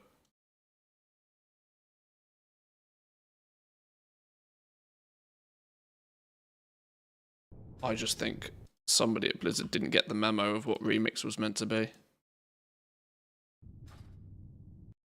Or should I reevaluate that statement?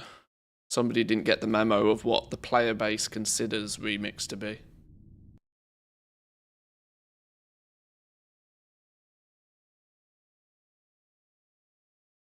I can't wait to see the feedback when it launches.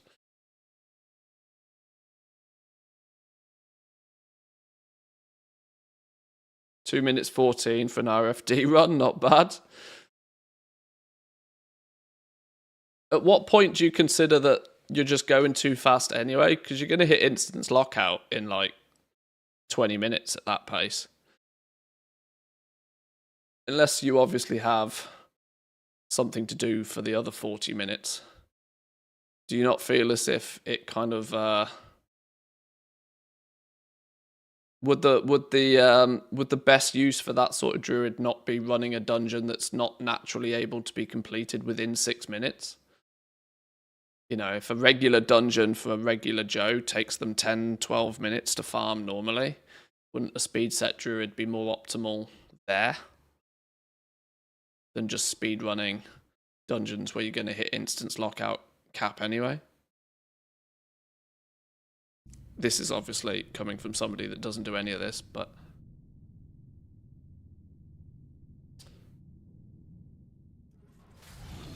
just log into another character and do something else. Well, yeah, I mean, if you've got that option, fair, but...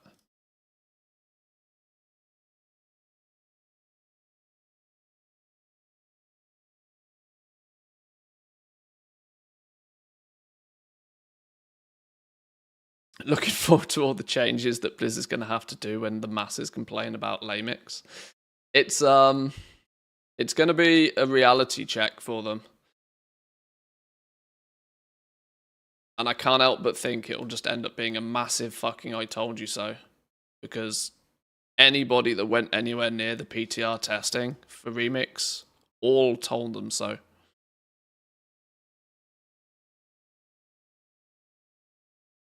But instead of fixing it, they tried to pull the wool over our eyes by giving us God mode for a week. To hopefully make it so that we forget. Clever tactic. Clever tactic, but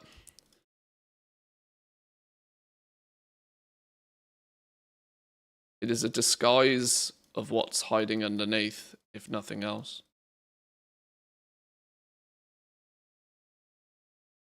Like I said, regarding Remix, I just really hope that kind of like the community aspect of Remix is still strong enough to make it fun and enjoyable to play.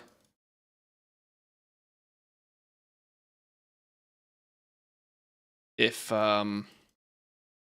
group composition becomes too elite, too sweaty, which I do have a worry it might be, especially in the Mythic Plus side of things, that will really force Blizzard's hand into doing summing. Because if there's not the option for you to join a group quickly and easily and just go blast raid bosses, a lot of the appeal of Remix will disappear quite fast. Right, I'm going to let this sniper scan do. I'm going to take a quick bathroom break.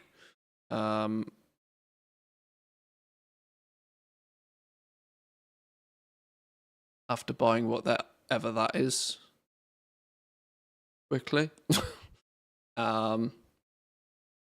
Keep scanning. Yeah, I'll be back in 2.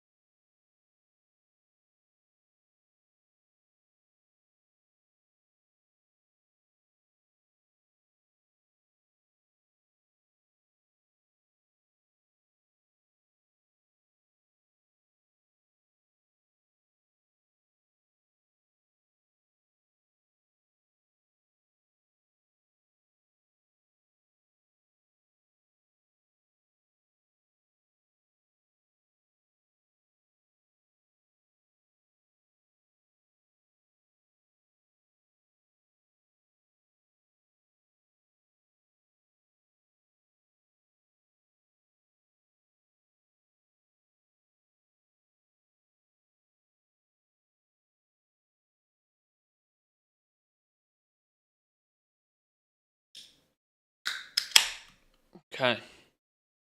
Well, it is Friday, and it is technically the afternoon.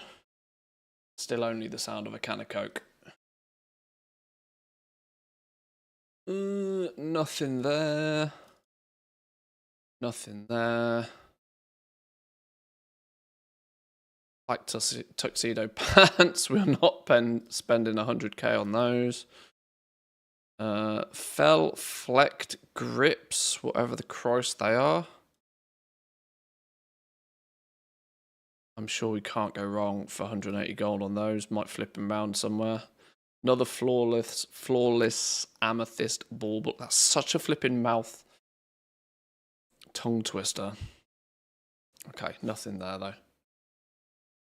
Log them out. Log them out, log them out. Get them gone. Yeah, it's not quite beer o'clock yet, unfortunately. The biggest travesty of all travesties is it's Friday, and unless I go to the store, I haven't even got any beer in the house.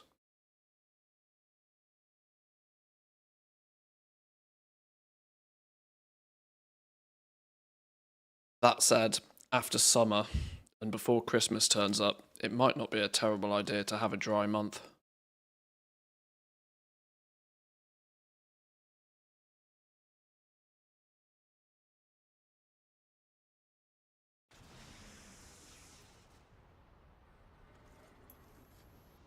Okay.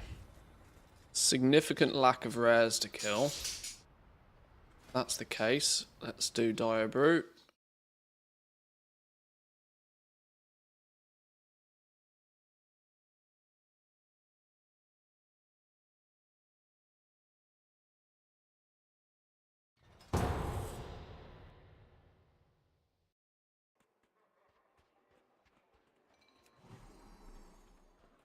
How many tokens are we up to now? 1,654.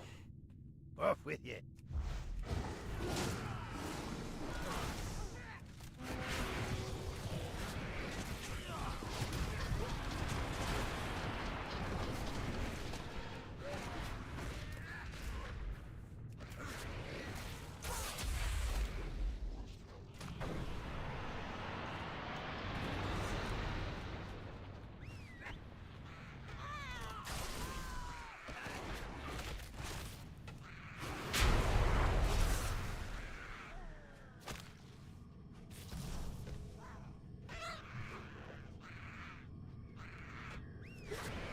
Got him. Dead. Killed him before he killed me.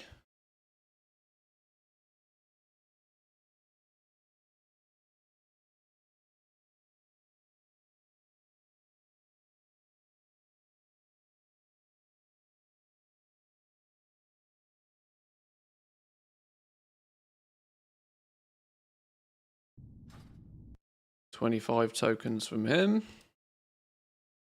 26 tokens from them. Whoops. 28 tokens. 25 tokens. Every little counts. Another good 100 tokens in the pot.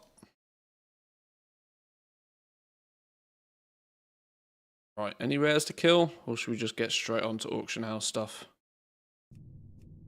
Straight on to auction house stuff by the looks of things.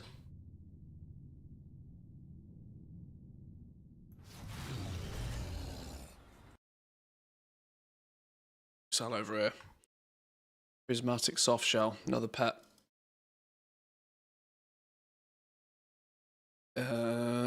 Obsidian war whelp, another pet. Nothing. Nothing.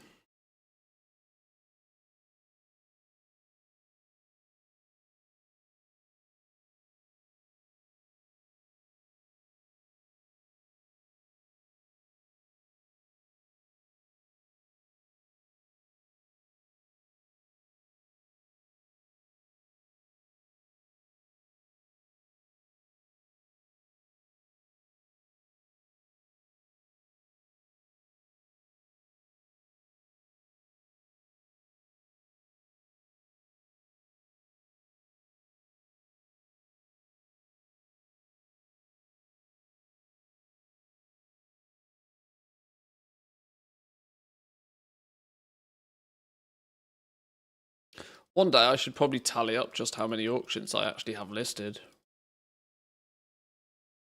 What's the napkin maths on it?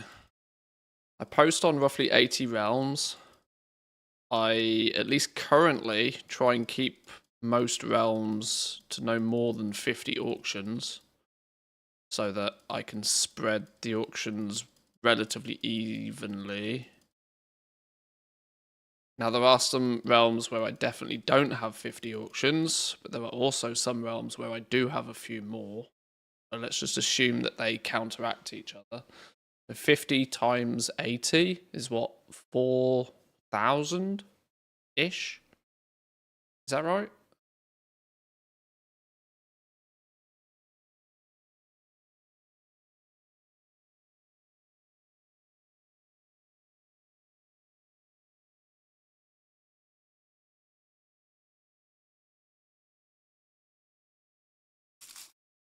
It's very ish, yeah.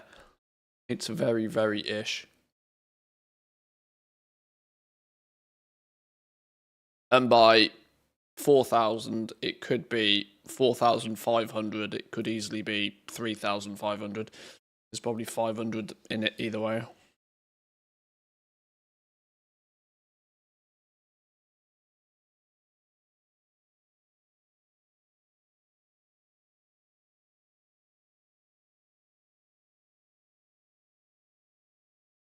But at a cost of 5 tokens a month just to keep the accounts online,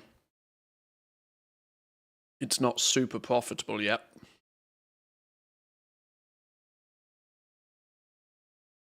I am quite sure it is profitable. I'm sure if I did the maths on...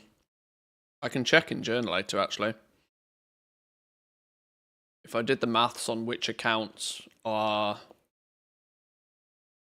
You know, which accounts have made gold, which accounts have lost gold, I think the number is still in the positive. I think we're still making gold.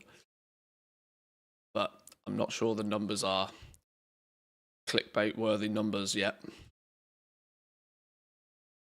Oh, I did buy a Longboy for 10 million gold only a month ago. That will probably have quite an effect on the actual overall numbers. In fact, that might mean that in the last couple of months I might not have actually made any gold buying that thing.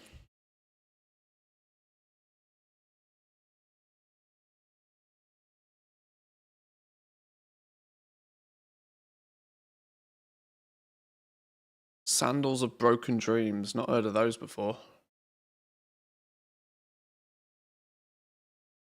Not heard of those before, and randomly there's 2 sets on the cheap. So level 28, level 25, intellect, cloth boots. Yeah. Pristine Glow Bear Pelt of the Fire Flash. I am pretty sure I've sold...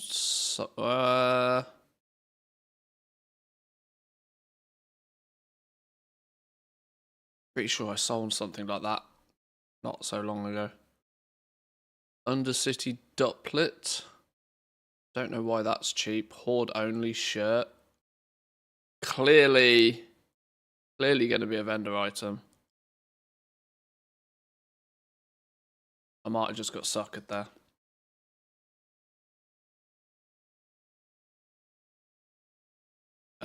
Where or how can I check how many items I have on total on my account for sale?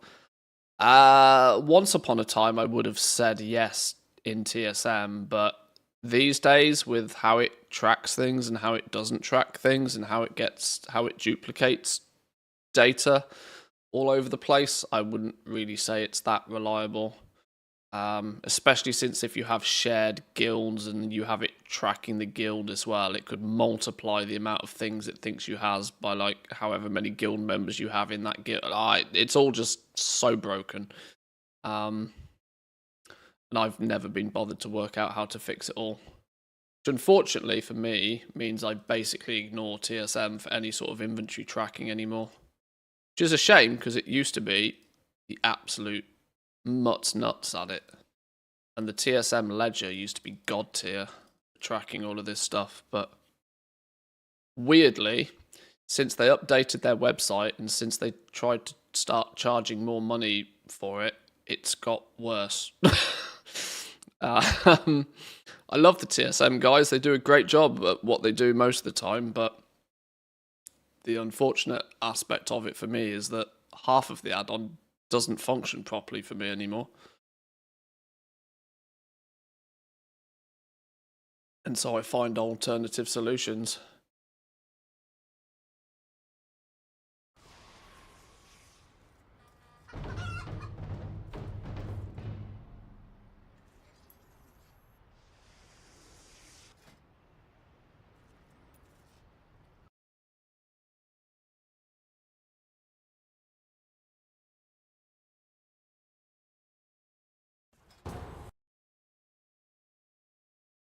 It's one of those, if I was to do like a completely nuclear delete of TSM and try and set everything back up again from fresh, it probably might work. But I did that at the beginning of this expansion, and I don't really want to go nuclear with my TSM profile at the beginning of every expansion, because a lot of the data is actually kind of quite useful to have. But when it's all mixed in with gobbledygook duplicates here, there, and everywhere, and not tracking half of my sales and all this sort of stuff, I just can't rely on it anymore. This is the problem. Got my attention. Watch your back. I wrestled with it. I probably could get it back doing what I want it to do,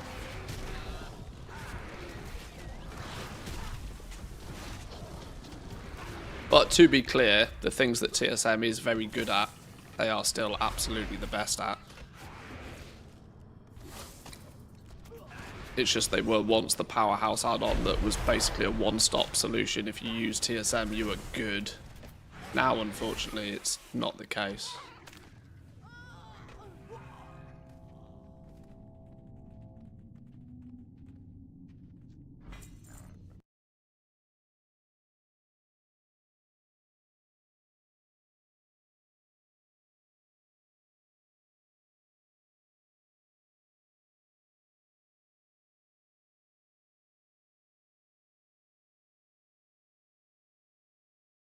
Wait, why are these guys getting the quest?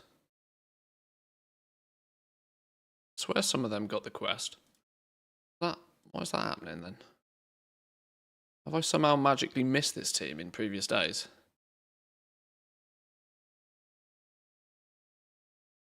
$27 tokens to trade. Doesn't feel like it.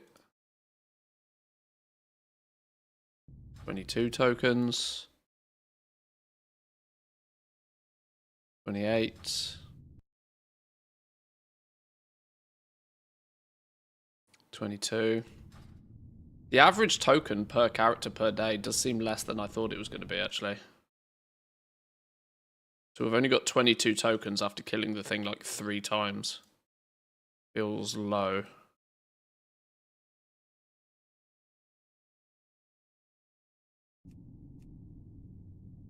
Use my shit if I have to remake my farm transmog groups.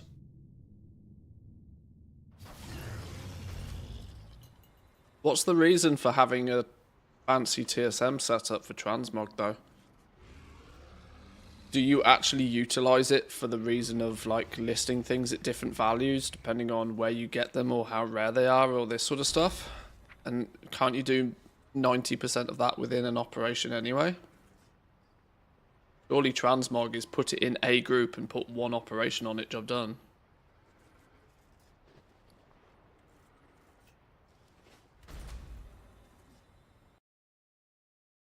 Oh, what do we sell here? Eye of Inquisition. That's clearly another pet. Don't remember buying those recently, though.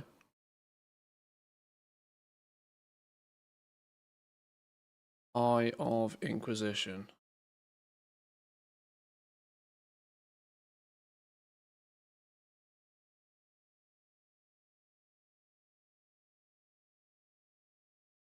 Eye of Extermination. Eye of Chaos.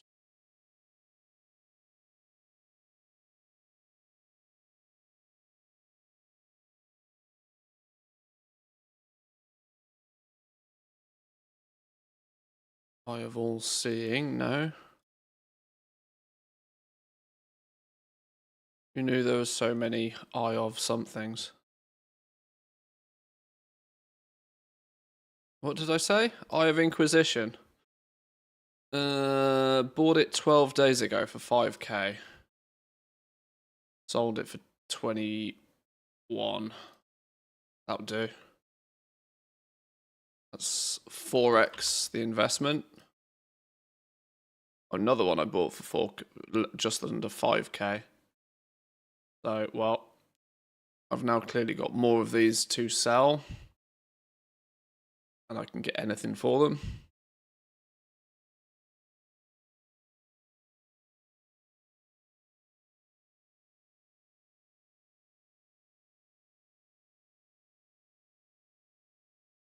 Makes up for the fact we sold nothing anywhere else.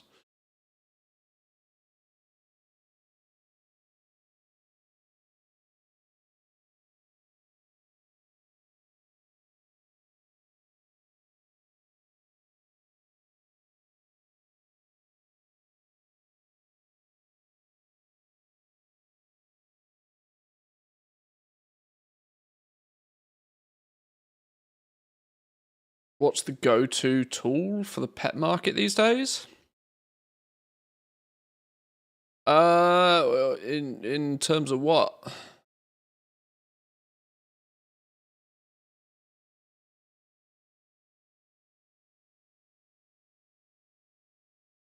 In terms of like looking for cheap ones to buy, or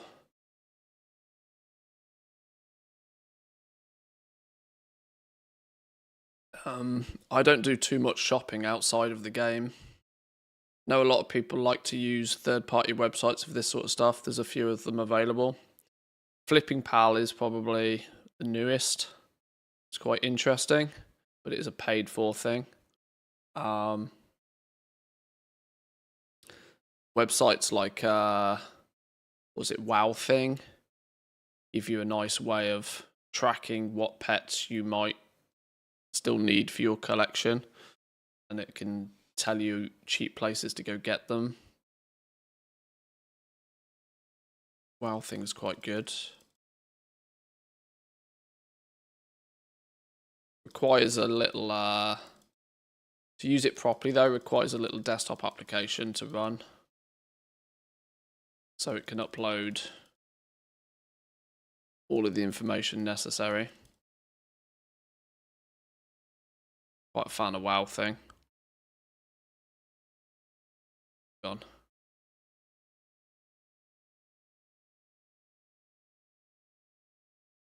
There's something here. If you go to auctions, go pets. This is for buying the missing pets that you need. It will show you pet that you need, where you can go and get them, and the cheapest prices.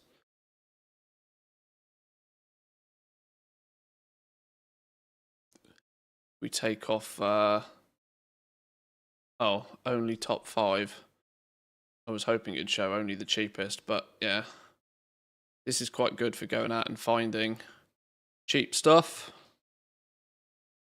There's a lot of pets I still need to go out and get for like small numbers. The last page, what's the most expensive pet on the list that it claims I can go out and get? 30k? Surely not. Goggles? Children's Week pet?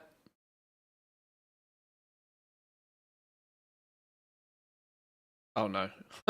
Ignore me. Night Saber Cub. Why don't I have a Night Saber Cub? I have had Night Saber Cubs in the past. Why have I not got these anymore? Either way. Alex Straza. There's 3 of them.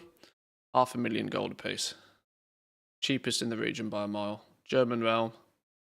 Even shows me that I have a character, and which character and on which account that character is on, so I could quickly log on to that character. It does say that that character's only got 12,000 gold right now, so might not be able to afford it, but you know, the war bank is a thing. And you can even do a similar thing for selling extra pets, for example. So there's suggesting where you sell them.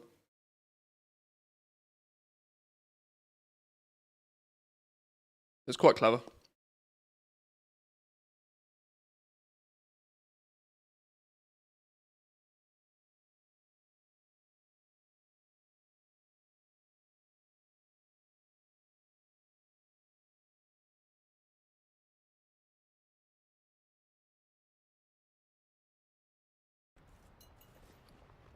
1,857.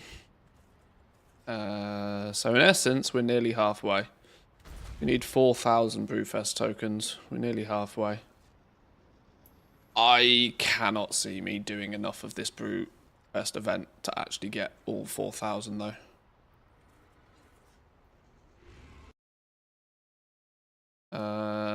Nothing beats a 1 silver pet. Don't mind if I do. Whether it's worth anything or nothing, 1 silver is 1 silver.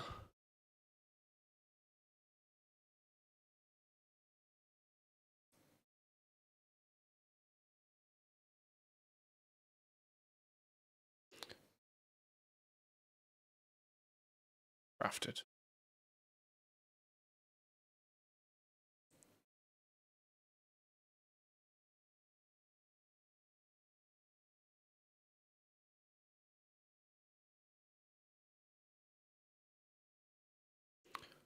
Windswept pattern. Have I bought any of these recently? I've bought one for 75 gold not so long ago.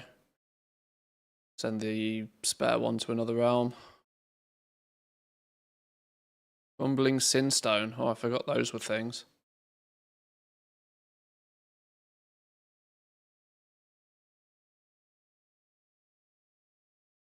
$80k for the microlicid. No way that's that expensive.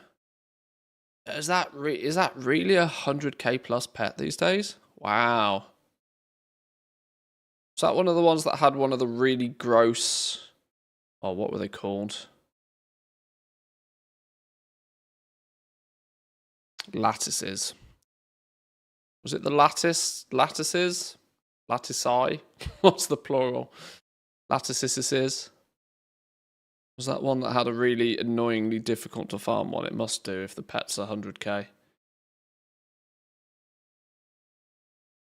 80k is a discount, but it's not a discount that's going to incentivize me to buy it to flip, I don't think.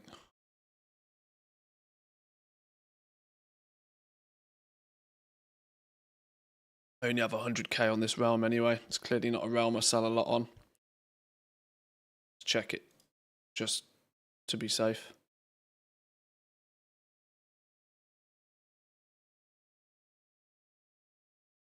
Cheapest, 80k is cheapest in the EU though. And there's only 100 of them.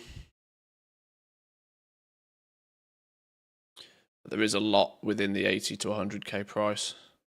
So yeah, it's not deal worthy price, unfortunately. Somebody is standardizing the price of them, or at least trying to standardize the price of them at 140k. I'm not overly convinced that they sell often enough above 80k.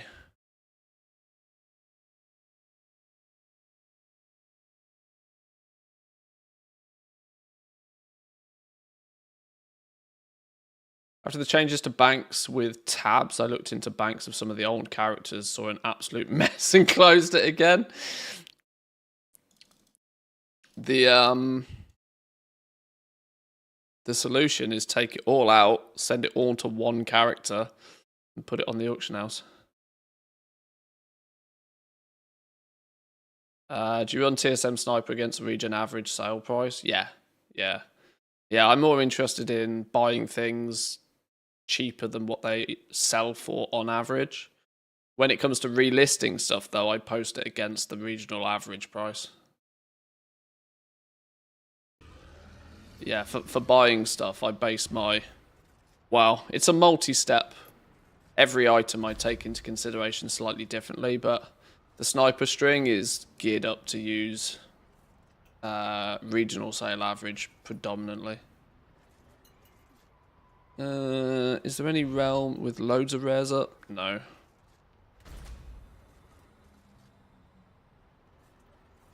Focus on Diabrew.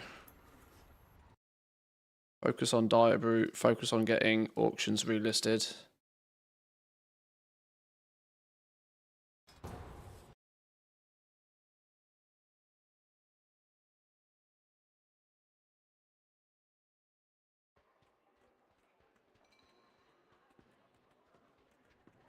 Yeah, these days I don't really keep basically anything in the banks on most of my characters. If it doesn't fit in the war bank or can't go in the war Now bank, on you. it goes on the auction house. Off with Like, a few years ago, I got into the habit of just using the auction house as my personal storage space. If it's something I sort of want to keep, maybe, for whatever reason, I can always just post it at a price where it probably won't sell. But that doesn't really ever particularly happen. Even materials are so volatile in price these days that I tend to find it a smarter move to just sell everything, and then if you need it, buy it back. Putting stuff in a bank just means it you're more often than not going to lose value on a lot of it.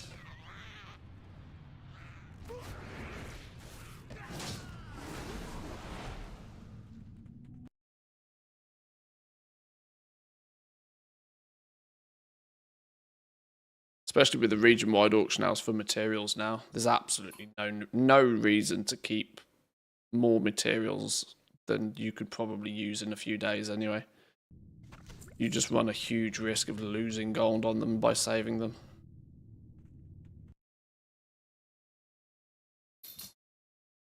It's not like materials are difficult to sell. They sell within seconds of you listing them, so...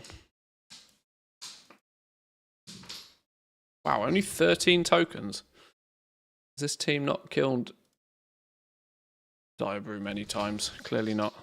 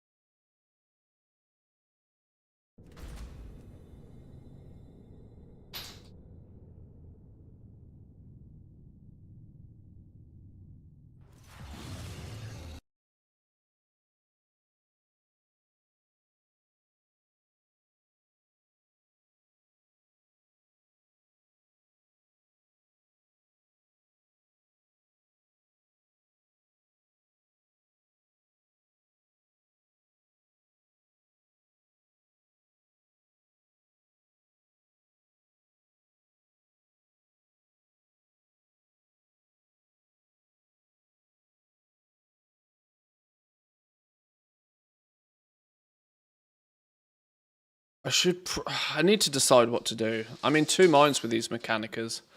The last week or so, I've not been transferring them to my main dude. I've just been keeping track of how many each character has. I kind of think that from this point on, the best thing to do is just to wait until I have 5 on a character and then go trade them in for a pet and then list that pet on that realm and just don't worry about it from that point on. Don't worry about selling them fast. Don't worry about farming or saving enough of them to buy the mounts. I think we need to wait out for the mounts to start selling out now. Or maybe just not doing anything with them and just sit on a whole bunch of them until the mounts do start to run out.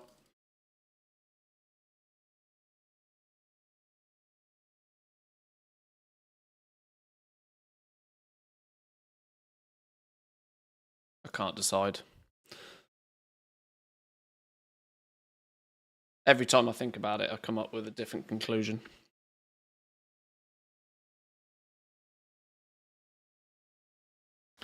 How confident are you with flipping the mounts? The issue is that when it comes to flipping them, it's such a huge... For example, that, you know, if they get below 500,000, even buying 10 of them is like 5 million gold. It would actually be a huge percentage of my raw gold right now, liquid gold, to flip them.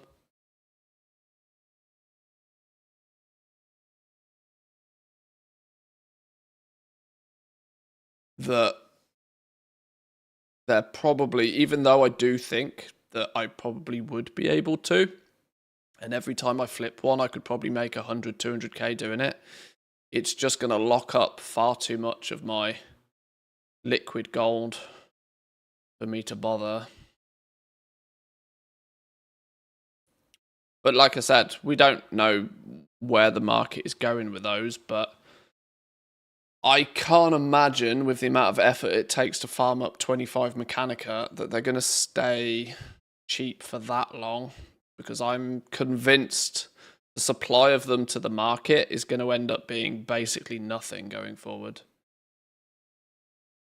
BFA mounts still hold their value. BFA world drop mounts still hold their value to this day. Look at the regional prices, look at your realms prices for things like Golden Mains or the June Scavenger and whatever. Even many expansions on, they're still worth something. Those are things that people actively farm for, and some people just farm it for an hour and just get lucky. For example, there's no just getting lucky with a Mechanica mount, because you don't get lucky 25 times in a row.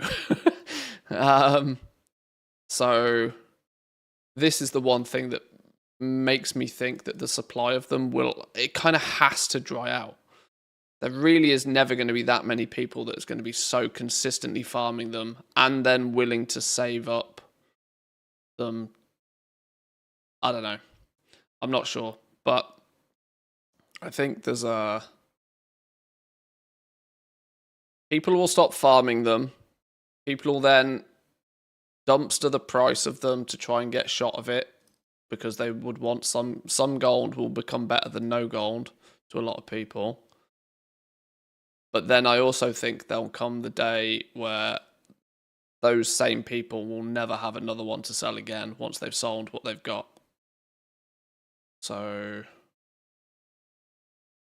it's a bit of a waiting game. Buying them at like 500,000-600,000 gold right now, if I had 100 million lying around, yeah, I'd probably buy 10-20 of them, sprinkle them across realms and not worry about it. But I don't have quite that much liquid gold, and I'd rather have the liquid gold I do going into midnight. Oh, hang on, the wife's calling. Please hold, boys and girls.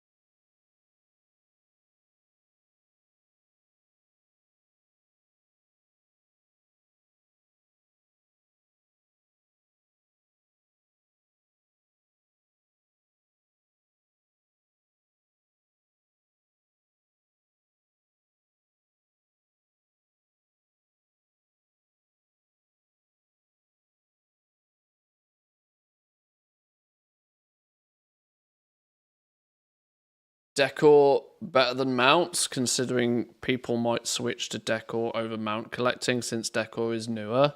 Oh, I mean, that won't make a blind bit of difference. That will just be something else to collect. It will never one won't replace the other.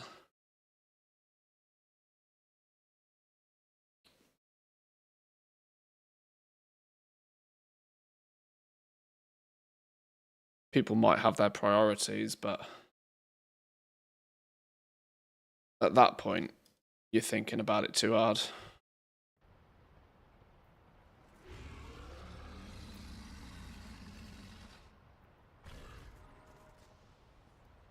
Like I said, if I was absolutely rolling in gold and had no idea what to spend any of it on, yes, I'd probably consider buying some of them at around the $500,000 price. But I'm not actually that flush for liquid gold these days after setting all of this up. I'm not broke by any means, but I don't have 5, 10, 15, 20 mil lying about.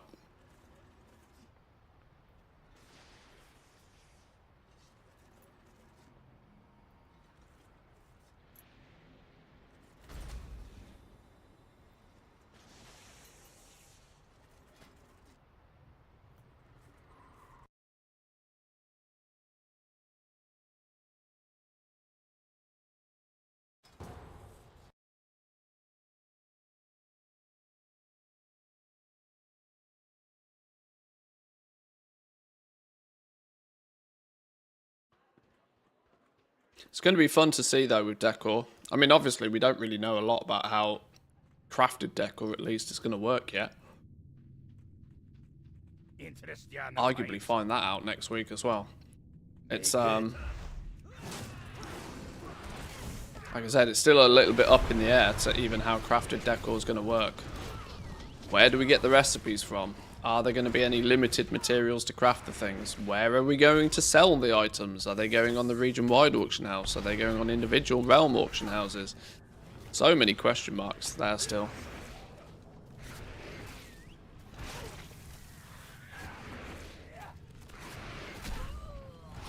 There'll be a handful of people that will probably make out like bandits on flipping materials or of their stockpiled materials. But I think a lot of the people that have probably squirreled away a lot will have taken the approach of buy a little bit of everything. And with those wins will probably come a few losses as well.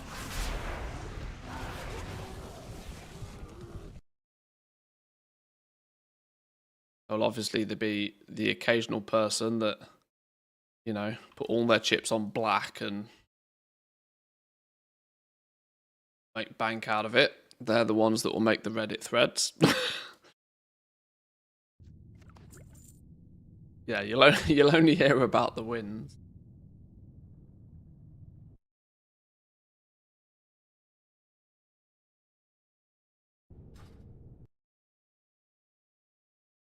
I've done absolutely zero squirreling away of any old school materials. For the reason that I kind of suspected that I would win on a few and lose on a few, and overall it felt like a bit too much of a gamble.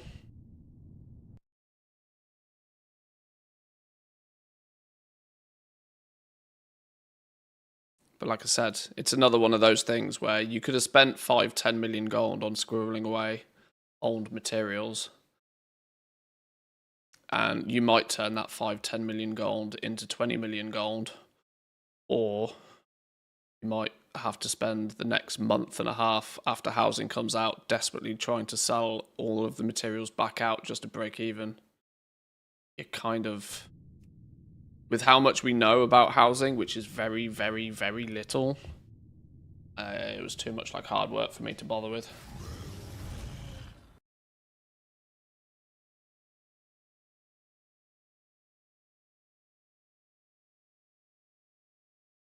Shadowgas Greaves. Cannot escape Shadowlands legendaries, man. Makes me giggle every time I sell some of those. Which is surprisingly frequent.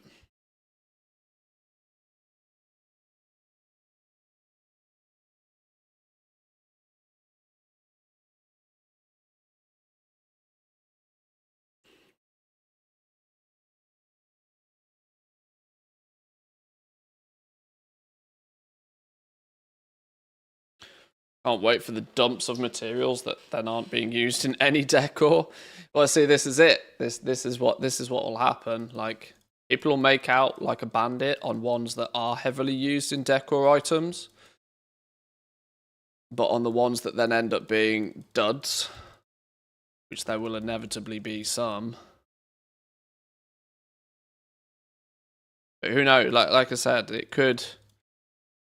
My concern about the whole thing was that we know that there's this lumber material being added. And my guess, if I know Blizzard, is that they'll just copy-paste the Warlords of Draenor lumber chop-down tree mechanic thing. And they'll just drop some trees in and around the different zones in the world. And they'll spawn randomly, and anybody can farm the lumber from them. And the lumber will be warbound. So you can put it in your war bank, or you can send it to the crafters who need it. That will be that is where I think the limiting factor on decor will be. And that will mean that the value of the items will probably be more related to the effort that it takes to go out and get this lumber. Not so much the other materials that should, in theory, be basically free. That's kind of the direction I see it going, which will inevitably mean that take the default auction value of the sum of materials to make an item. Let's call it a couple of hundred gold, and then add 1,000 gold profit on top for the lumber. That will be what limits people from being able to mass produce it and sell it too much. That you'll have to spend hours of your day looking for trees.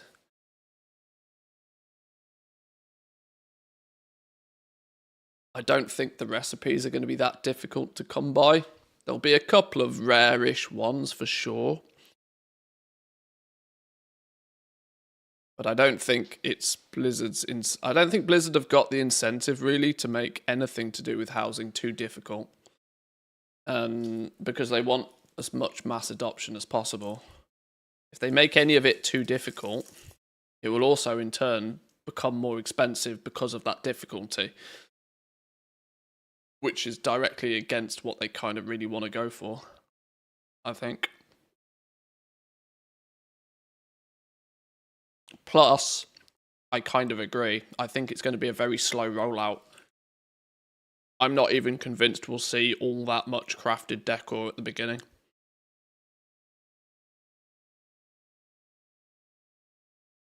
Which might mean this scribbling away of materials from every expansion that's ever existed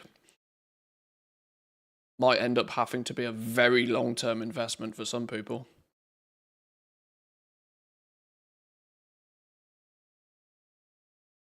No way, they're 63,000 gold. Because they are clearly sold from a vendor or crafted.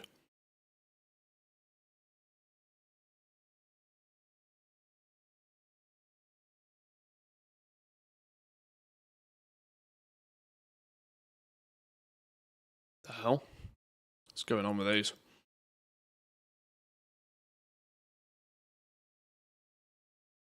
Something wild going on with these.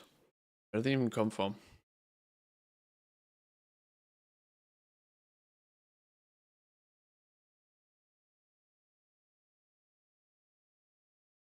Shadow of the Necropolis.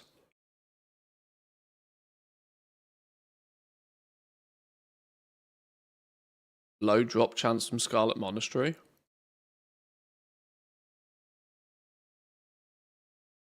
Same model as Glorious Shoulders.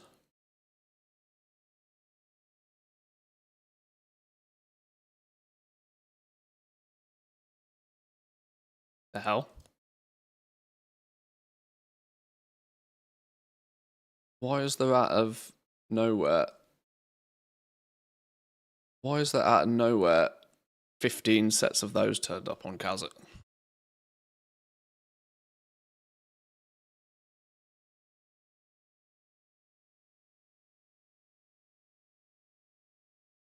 Where somebody in the past has clearly tried to set a 125,000 gold price tag on those. Or 94,153. There's been some price fixing on those, it feels. With a regional sale average recently of 2,000 gold a piece. Yeah, I'm just going to ignore those. I'm going to ignore those.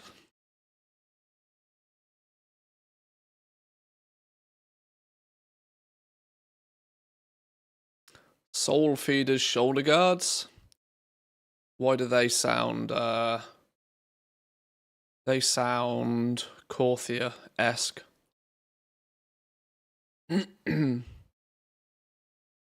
Oh, this dude has 4,000 gold in his bags. Well, good thing there's not really too much here I want to actually buy then, isn't there? Because I don't have any gold to do it. Alright, ignore that. Well, Kazakh needs a reload on gold. Ashleaf Spriteling. Ah, it's a cheap pet, but it's not cheap enough. Still buys it anyway. Brack Claw. Don't know what that is, but it's 52 silver. Warmonger. The weapon appearance. Apparently I don't even have a two-handed weapon appearance. Somebody will buy it for more than 77 gold.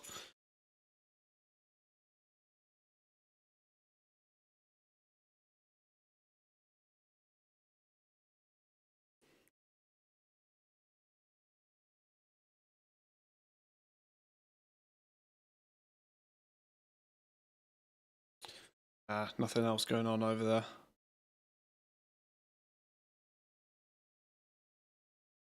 Warbank Miser. No, I use that already. I use that already. It's the fact that these toons don't actually all that often say hello to the Warbank. So on big realms like Kazakh, they often end up spending most of their gold, and I have to... They end up spending most of their gold before they get a chance to reload.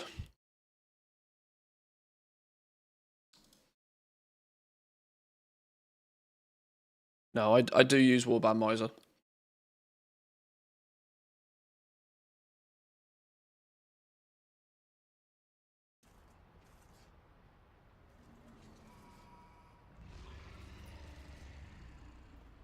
I think decor items in the long run will be Alchemy's Thaumaturgy, as it will keep the older, cheaper mats viable and in demand, which is very smart. Players will be able to go back to the old zones and farm stuff.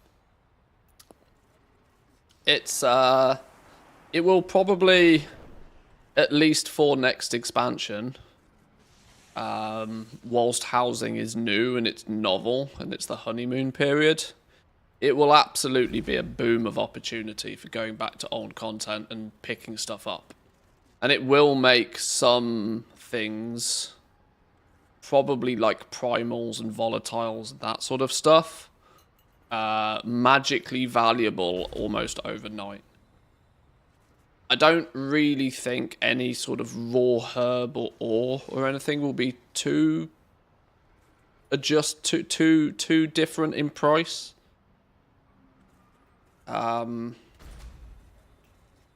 Simply because that stuff is just too easy to farm for, right? If you fly around and you pick up a bunch of ore, then you know it's still too easy to farm for.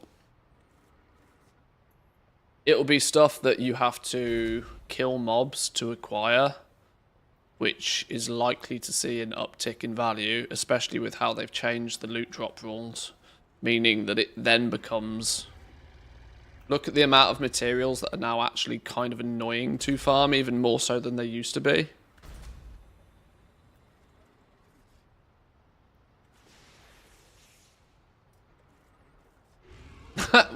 You've chosen the one ore that is probably the exception to the rule there. Well done. Yeah. But it's yeah, it'll be odd stuff that comes off killing mobs that will actually be quite limited because you won't be able to go out and farm 1,000 of it and put it on the auction house.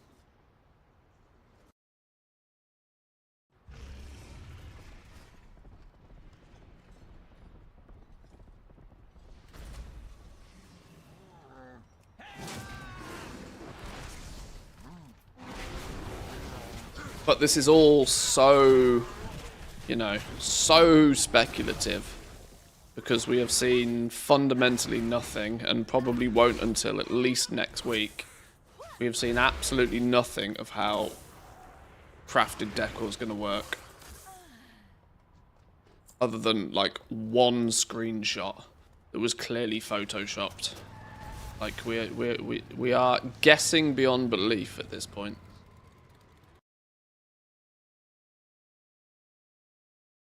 But whatever it actually ends up being, you know, there'll be some value in it for sure. Once it's new, there's always value in something that's new, because there'll always be people that will go out to make gold with it, and there'll be people that won't want to put the effort in to do it themselves and will be happy to pay somebody else a premium to have done it. That's literally how all markets work. Entirely based upon people's own lack of desire to go and do something themselves. So they'll pay a premium for somebody else to go do it.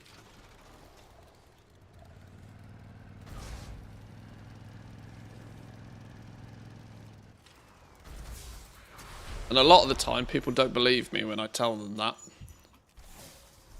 That literally everything, any profit is basically a convenience tax.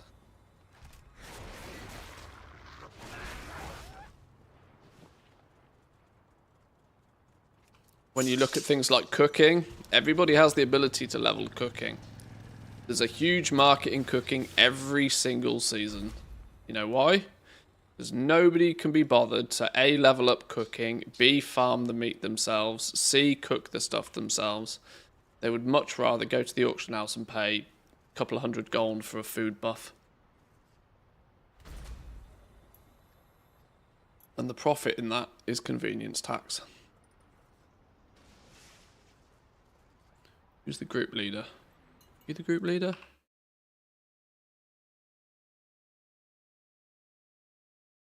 And it will be the same with decor. So, whatever the scenario ends up being, there'll be players that will be willing to do what is needed to get the materials, to get the recipes, to craft the items, to list them. And the chances are is there'll be a significantly greater amount of people that won't want to mess around doing any of that, but will still want the items, and so we'll just buy them off the auction house. Talk to me. Watch your back. So there's absolutely going to be some money in it for a while. It's just how much and how long. And there's always the risk of if there's too much money in it, it just attracts people to come and do it. And then it just kills it even faster.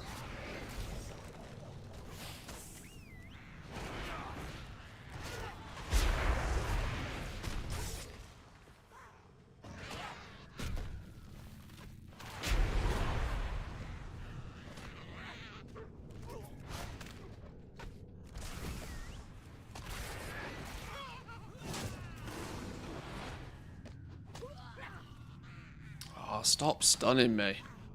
Go on, do pet things. There we go. One absolute shocker of a performance that was.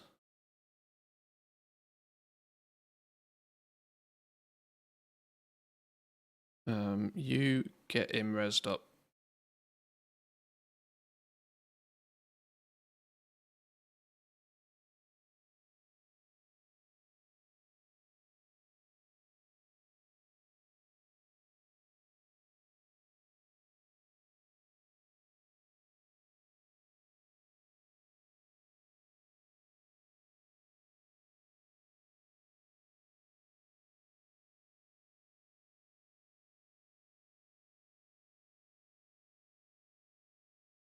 Of the 23 tokens.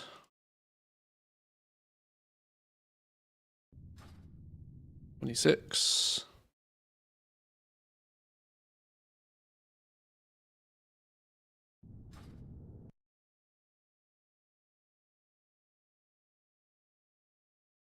Okay, that was about 100 tokens. What are we up to now? 2,100. Getting there. Getting there.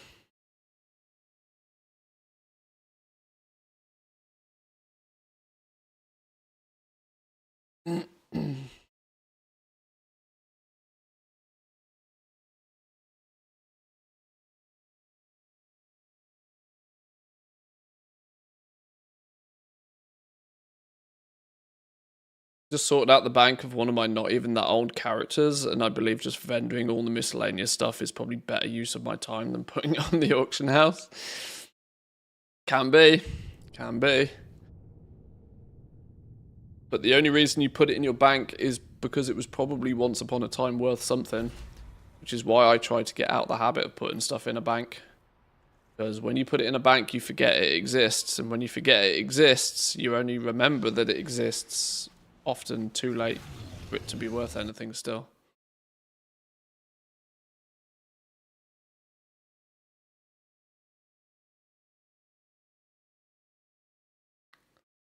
Seeing how fishing is literally 2 button presses with like a 10-second interval on a sound cue, why are fish worth anything at all? Seems like making a fish bot would be easy. Yeah, it's entirely convenience. Like I said, convenience tax. People pay that premium for somebody else to go out and do it rather than them having to do it themselves.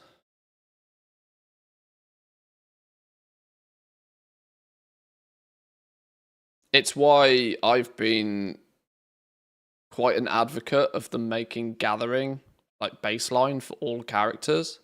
I don't think you should have to specialize into herbalism or specialize into mining or specialize into skinning. I think these are activities that every single character should be able to do. Because why shouldn't you? I can see value in having specialists when it comes to crafting, because then it's a web of connected players, technically. But for gathering shit, everybody should be able to pick stuff up. Everybody should be able to gather cloth, and everybody used to be able to gather cloth. They've actually gone in the opposite direction to kind of what I want them to do. Making it so that only tailors can gather cloth this expansion was an interesting choice.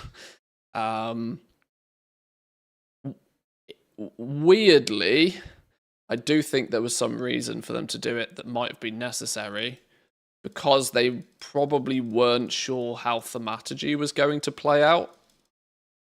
Because there was no amount of simulation that would have told them exactly how thaumaturgy was going to play out once it was in the hands of millions of players. Now, if there was, because historically, cloth has always been one of the first materials to just tank into the ground in terms of price, because everybody could get it. The difference with cloth is that everybody kind of gets cloth semi for free. They get cloth as a proxy of doing something else that they were already doing in the game. Being, if you run through a dungeon and you kill mobs and you just loot the mobs, then you would occasionally end up with half a stack of cloth in your bags out of nowhere. That's mostly the reason why most cloth ended up being almost free by the end of most expansions. Now, with cloth being roped into thaumaturgy, they were probably smart to make it so that only tailors could gather it.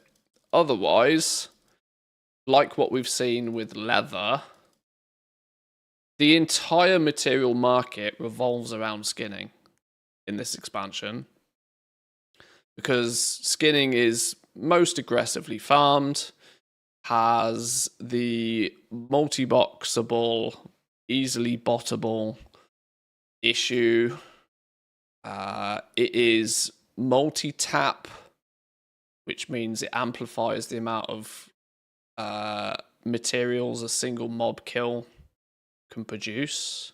The fact that one person can kill one boar, and that one boar can be looted by 8 people and give 8 and create 8 pieces of leather, or a multiple of 8 pieces of leather if you get more than one per skin, for example, is why leather is the most aggressively farmed material.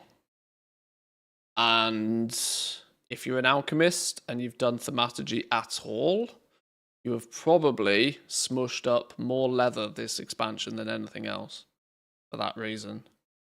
So if cloth was farmable by everybody and also acquired almost for free by everybody as well, it would have probably pushed the price of absolutely everything else down even further also. So they were probably smart to make it so only tailors can gather cloth this expansion to see how everything plays out. But ultimately, I still think as far as gathering is concerned, there's no reason why everybody can't pick up. If you fly past an ore node, why can't you pick it up? If you can, why would you have to specialize in picking up a herb? It's on the ground, pick it up. And much like cooking, it will still hold value because not everybody will do it. Everybody will still be willing to pay for somebody else to have gone out and done it for them.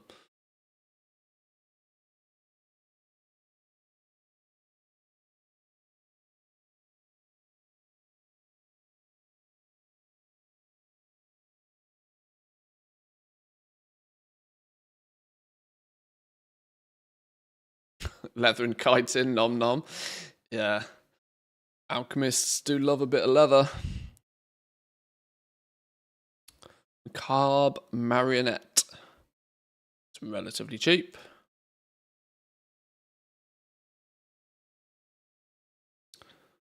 Icebone.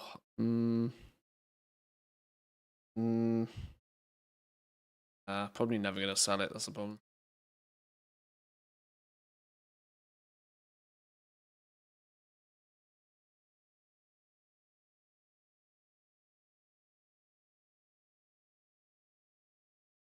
Only found a few deals today. Not a lot of deals to be had.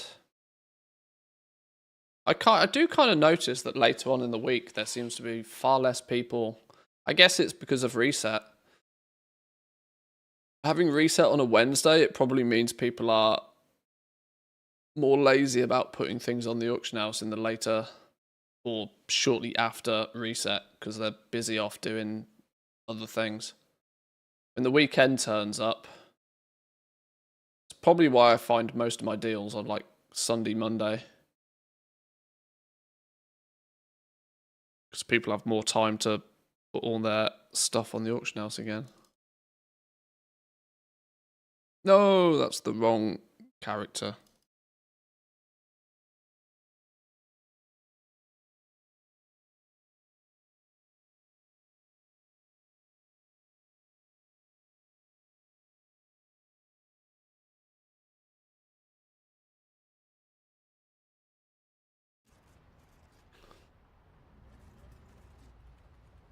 Ooh, every rare up. Take advantage of that if we can get this dude logged in quick.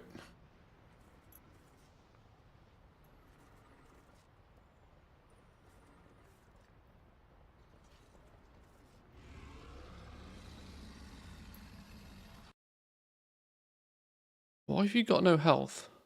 Why have you spawned in with like no health? How's that happen then?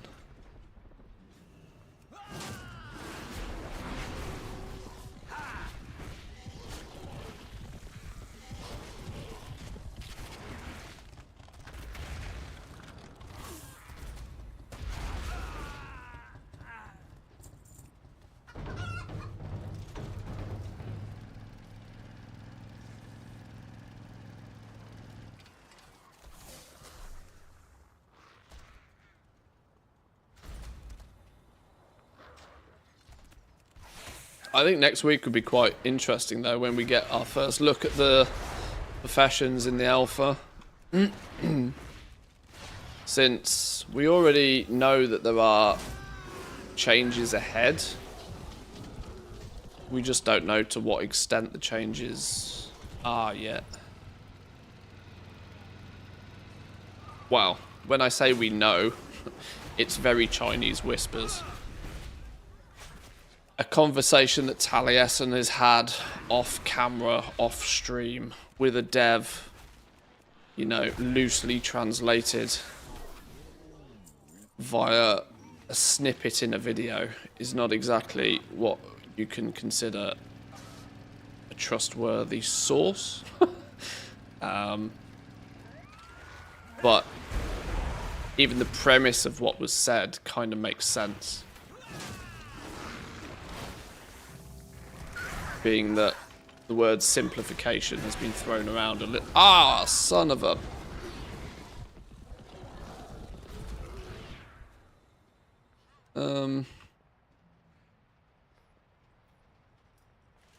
My pet's gonna despawn if I get too far away. Or just die.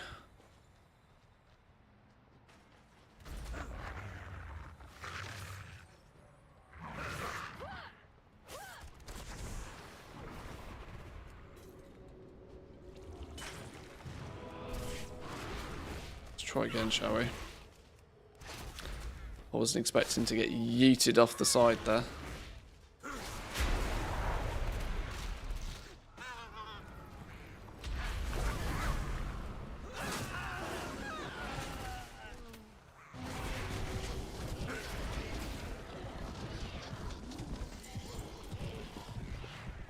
Okay, that's everybody minus Tally.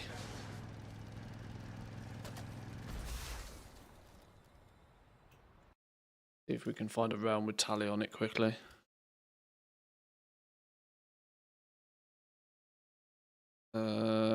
Here.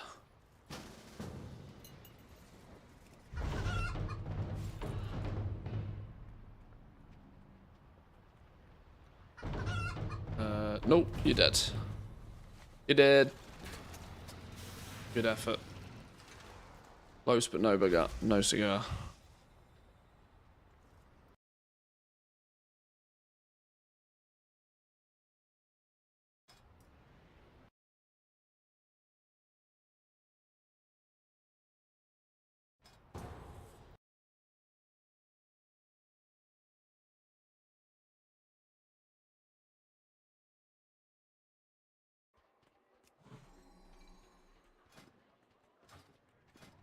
Wait, why is my item level caca-poo-poo?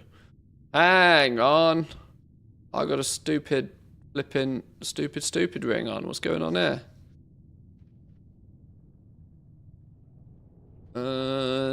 Void scarred signet, please. Flipping hell. No wonder I wasn't killing this dude as fast as I thought I should be. Be good.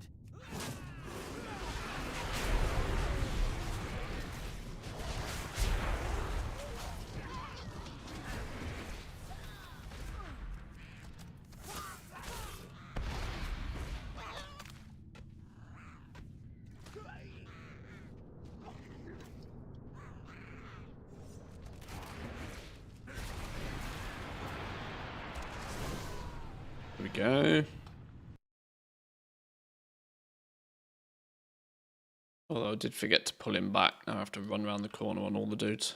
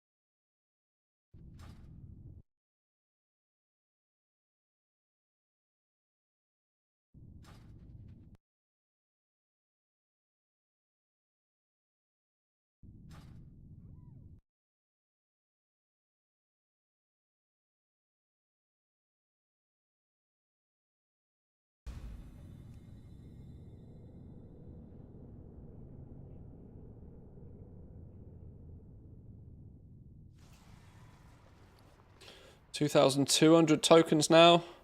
This isn't bad considering we've had to put not really that much effort into this at all. Not like I've done anything overly special. I would have logged on these characters anyway. It's a 2-minute task on each team to go kill Diabrew and then transfer the tokens over.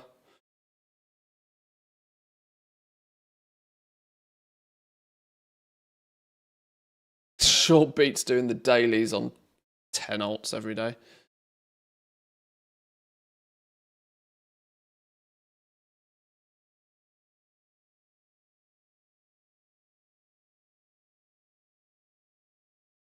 Or aimlessly flying around, killing time.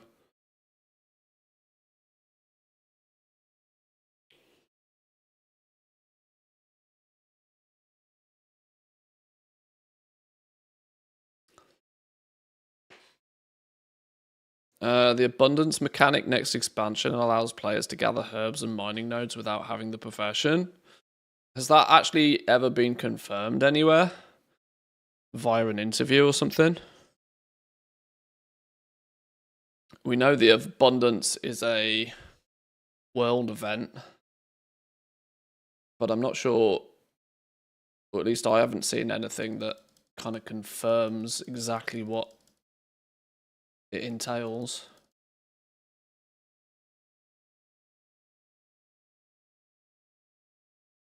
But it is the kind of thing that could give players an opportunity to get their hands on some gathered mats without having gathering, which is interesting. Or provide gatherers a way to have like a surge, 10 minutes an hour surge kind of something or other. Feels Legion Seed Raid kind of And they did the same, didn't they, in this expansion, when you think about it, in Hallowfall, where you plant the seeds in the dirt. Interesting how that's not really been utilised by too many people. I hear guilds do a bunch of this, though. Organised guilds will often go over to Hallowfall, plant all their seeds, or their herbalists will plant all their seeds, and everybody will just quickly farm up a bunch. Mini seed raid style.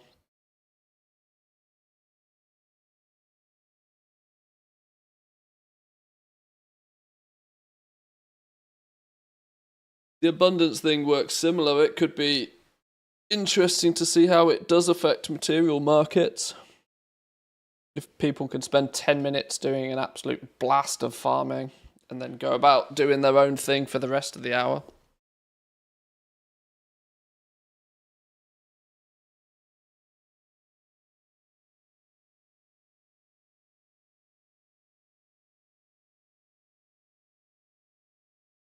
Going to be cool because we might get some of these answers soon. Or at least we might get some more information to... I mean, this happens more often than not, that we think the alpha will turn up and we'll get all the answers. But we won't really get all the answers. We'll get more information, but that will only leave us with more questions. Because ultimately, a lot of this depends on just how the interaction goes when the game goes live. An economy is almost impossible to simulate. You can guesstimate what might happen, but the economy revolves around what 10,000 players actually do when it's live.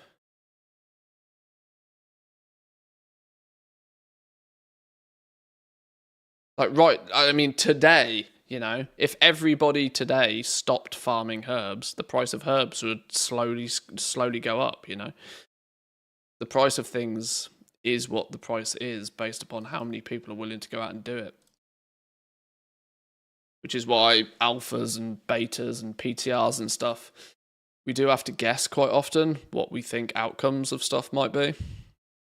And sometimes we guess right, sometimes we guess very wrong. There is a lot of old patterns on this realm. Somebody clearly does PvP. Or has cleaned out a bank of old patterns. 1,500 gold a piece, unfortunately, is too expensive for me to bother buying them, when I can often get my hands on these for like 75 gold a piece. Good offering, but not today. Same here, nothing too attractive on that realm.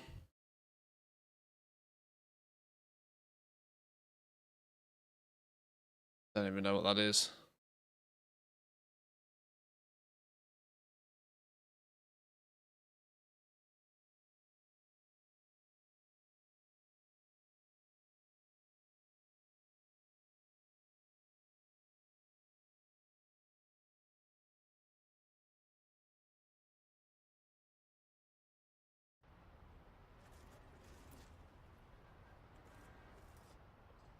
Never to balance reagents along with thaumaturgy. I think thaumaturgy is very clever a system. It's why I do hope it's something that they carry forward as a 21st century way of doing transmutes. For almost 10 expansions, they just copy-pasted new transmutes in every expansion, and it was, you know, it was a system that was very well done by the end. It's nice that they have taken a relook at how they deal with transmutes, because it is a fundamental of alchemy, it always has.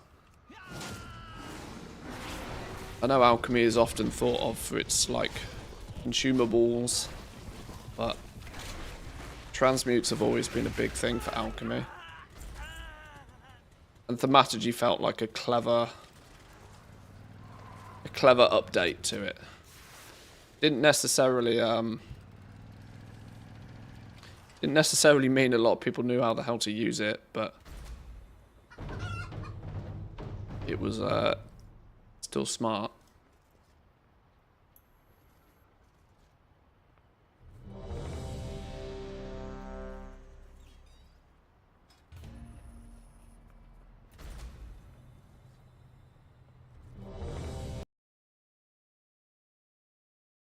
And there's still part of me that believes that thaumaturgy will be very useful a tool to have in your toolbox, even once the expansion's over.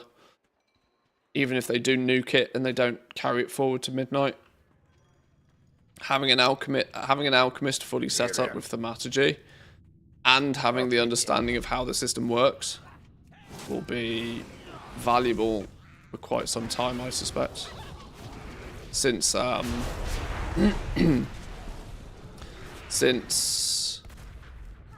the engineering crafted mount is another one that will always have some value.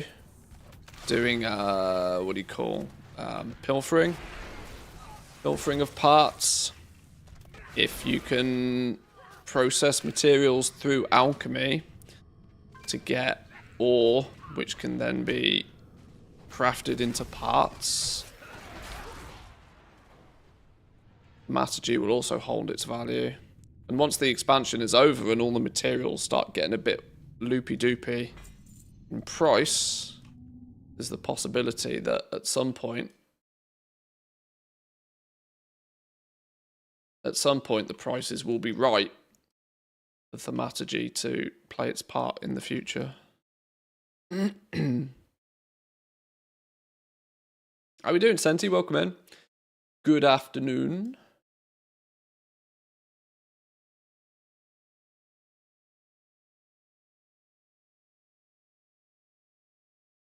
The 25 tokens. Looks like I'm collecting an average of about 100 tokens per team. Moment.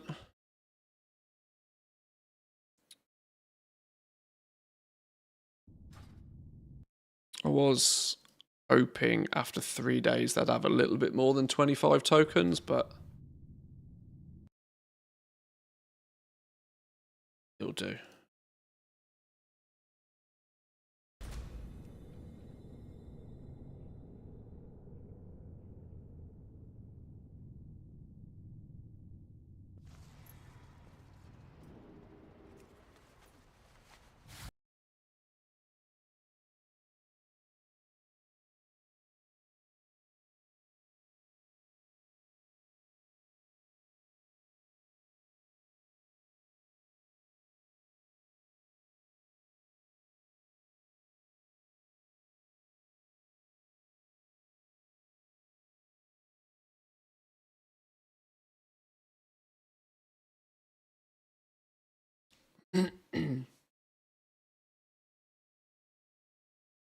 Thaumaturgy, pilfering, and the plus skill reagents and various optional reagent options were for me the best parts of the war within crafting.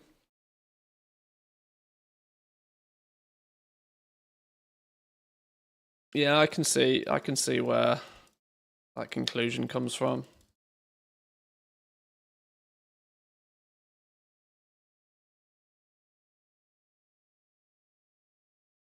I mean, I for the most part hope that they don't change all that much with crafting. I don't really believe crafting needs a huge amount of changes. I think what the best thing for them to do with crafting would be to just simplify the process of getting gear crafted. Because my belief is right now that most players who don't care about crafting are forced to care more than they should do about crafting. I think getting a piece of crafted gear, if you don't have that profession, should be made way more straightforward. And if they do that, it will take that bitter taste out of the mouth of everybody that tries to get gear crafted. Far too convoluted a system to get a piece of gear crafted these days. And it would be better if the emphasis wasn't on the person buying the piece of gear to do half of the hard work. Crafters have to, of course, front load the effort to put themselves in a position to accept the order. When they do accept the order, they do literally press 3 buttons. And that is super difficult for a crafter to then justify why they should be paid for their time or effort. And is the number one reason why people, scream and shout that I'm not going to give you why should I tip, why should I pay a big commission when you just press 3 buttons? And the reality is crafters do just press 3 buttons, but all of their effort is front loaded. And the person buying the piece of gear feels like they've done more than half the work to get that piece of gear crafted anyway. So that's where I think the simplifications should come. Make it easier for people to buy crafted gear. Don't make them have to search for a recipe, track the materials that are needed, go buy the materials that are needed, work out what quality of materials are needed, find a crafter, speak to the crafter about what quality they can produce, come to a conclusion about what tip to give them, then figure out how they get their spark, what do they need to their spark, which NPC do they need to go to get the right level of spark, what runes do they need to get the spark item, what missives do they need, what embellishment do they want to put on it, what quality of those do they need. Like the process of crafting a piece of gear is so unbelievably complicated. It's not even complicated, it's just long, right? It's just long. That when somebody has done all of that, figured out all of that and done all of that, for the crafter to then go, pay me, it's no surprise people are like, fuck off, I've done all the work, right? You accept the order, you press craft, and then you send it back to me. It's no surprise that players feel butthurt about giving crafters any sort of tip for their effort. If they can get that process less gross, then they don't really need to do all that much with the crafting professions.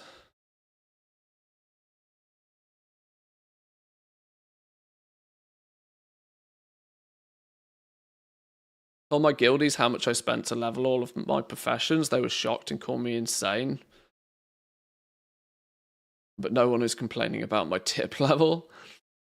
Well, yeah, your agreements within guilds and stuff is fine, but this is also the problem with any sort of public crafting of something. That it's a business transaction. People don't care for the other person on the other side of the screen. And it's somebody buying a piece of gear. It's their prerogative to pay as little as they can, and it's your prerogative as a crafter to try and charge as much as you can. But, that's... it's designed in a way where players end up butting heads doing that, rather than it being the social engagement that Blizzard sort of tried to advertise it as. Proto tickles for 5k a piece. We can spin those round for sure. I remember way back in the day paying 10k for those and still making a profit on them.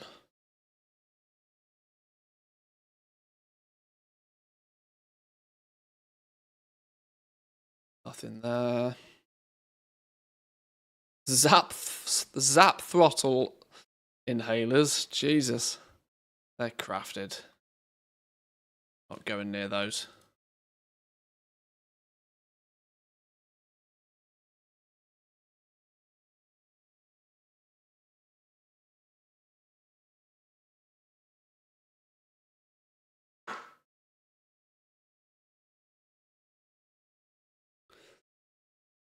In Dragonflight, everybody knew that you got 3 free shots per week to guarantee rank 5, so I could negotiate a good price. Now it's a race to the bottom since everybody can always make rank 5.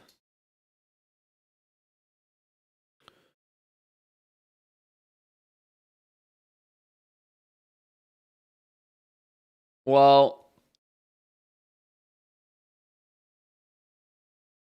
I don't think being able to guarantee it at rank 5 is strictly the issue.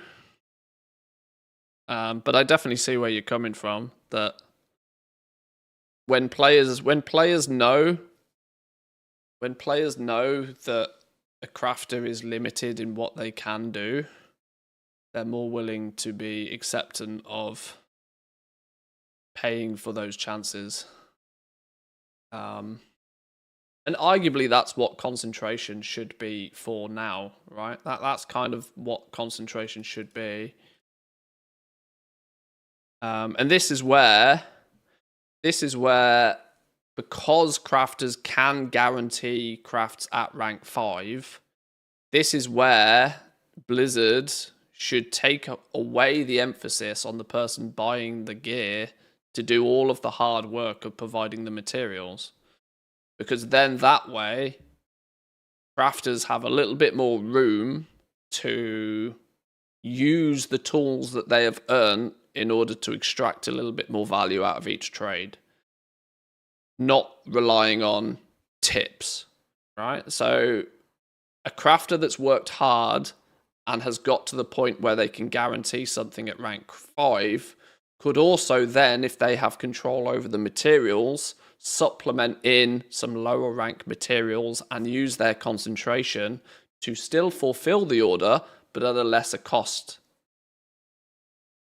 And then that way, you know, a crafter that's worked hard and has a fully min-maxed skill might still be able to fill an order, but whereas, you know, market values for certain crafted items would develop.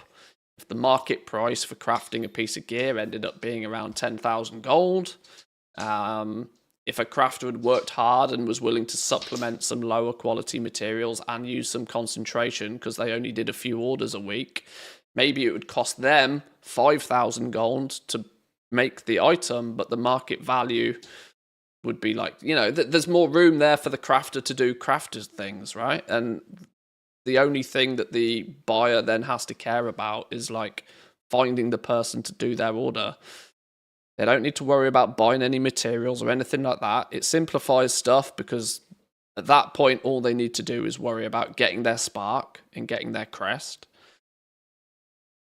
If they made it so that missives, if they made it so that embellishments were just on-use consumables, like enchants, there's no reason that couldn't be a thing. Take that emphasis away from anybody. Just simplify it a bunch. There's so many little things they could do that would make the system so much smoother, where it's real sort of like just... It feels hacked together right now, and it feels hacked together for the purpose of engagement, which is why it feels a bit gross. And for the most part, a lot of it feels unnecessary.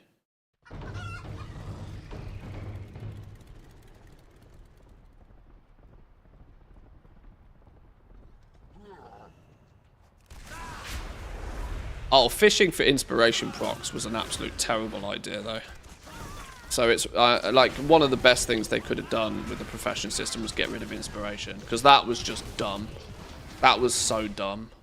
Like crafting being based on RNG, and then every time having to do flipping, you know, redo an order, or some crafters would take it upon themselves to almost be embarrassed when inspiration didn't proc and would swallow the cost of redoing it. Oh, it was horrible. Totally bonkers. Totally bonkers. So glad that they saw the light and got rid of that one.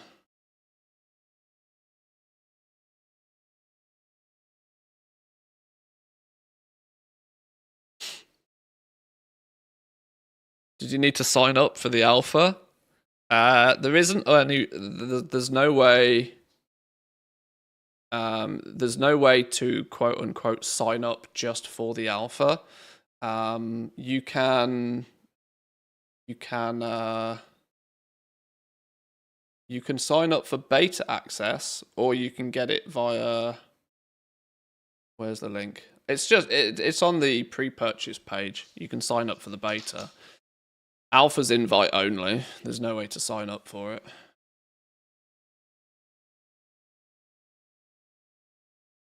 But yeah, opting into the beta will also give you an opt-in for the alpha, but significantly less invites go out for the alpha.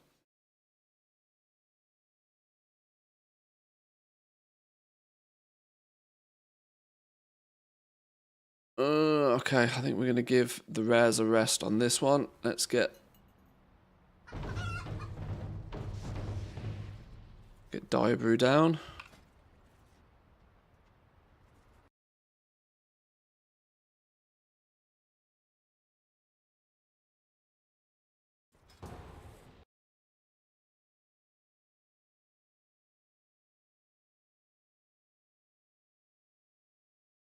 Yeah, your alternative is to be in cahoots with somebody at Blizzard. Friends and family list is a short list of each employee at Blizzard has a short list that they can invite people in.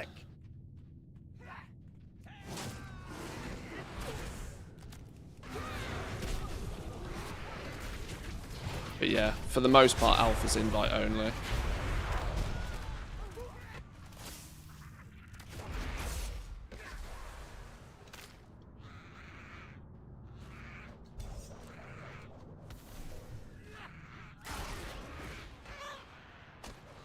Don't die, don't die, don't die.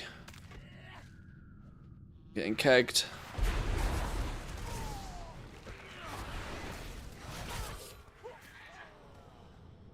Oof. Okay. Stunned.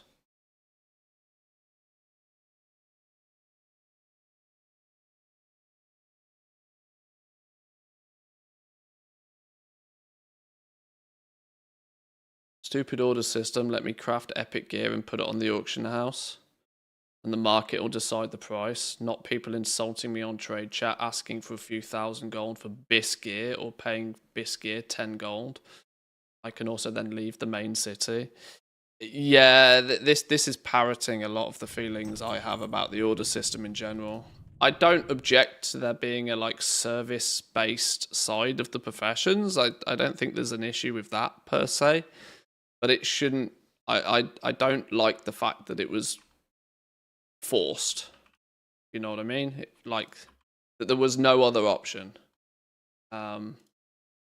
Initially, at a concept level, the work order systems was a way to fix the problem that we were starting to see at the end of Shadowlands, where there was so many different variations of a piece of crafted gear.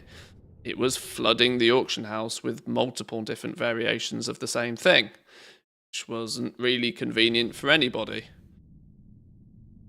So, as a concept, it was thought up that, well, hey, what if we allowed players to say, this is the item that I want, this is how I want it put together, and then the crafter just does it for somebody. But that should have only ever sat as an alternative if the auction house didn't have, that shouldn't have been, the pendulum swung the entire opposite direction, right? So from having too many different variations of an item on the auction house to then not putting anything on the auction house couldn't be more opposite of a pendulum swing if they tried. And ever since they did that, they've been slowly, it's slowly been ticking back, and they've been adding more flexibility into the system via a few updates.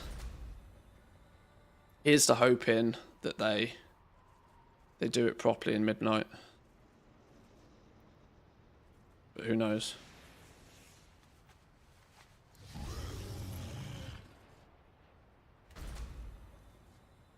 If you're engaging in the public order crafting and are asking for anything other than tip whatever, you are catching a few insults per day for sure. Yeah, it's ridiculous.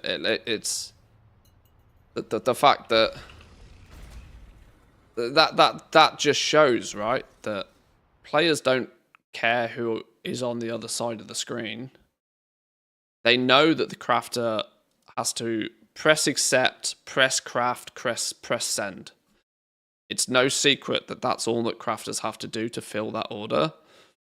And it's also not surprising that that people putting the order in place feel as if they've done 90% of the work.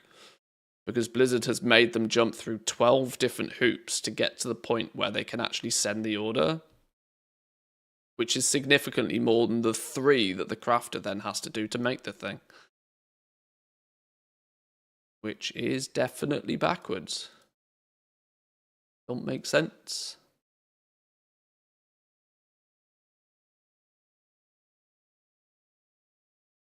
But none of this is the fault of the actual professions. It's really good that professions have the ability to build these fully customized pieces of endgame crafted gear for people. You only need to look back 2 expansions ago, see how fundamentally basic most crafting was. And it was so basic that it couldn't really facilitate doing any sort of endgame gear. You might have had one piece of bind-on pickup, best in slot, maybe for some classes, that after the first patch was basically best in slot for nobody. And that was crafting. 15 years. So the flip side is that as kind of convoluted as the system is to get gear crafted these days, at least it is possible, and it has created a big old market for it. And let's not forget that the fact that that exists, it props up absolutely everything else that goes on the region-wide auction house.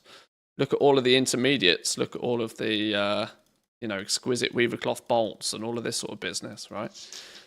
There's only value in all of that throughout the entire expansion because it ultimately always ends up in the, towards endgame crafting. So you can't pew the whole system too much because it does facilitate there being a market for crafted gear. But that doesn't mean there isn't improvements that could be made.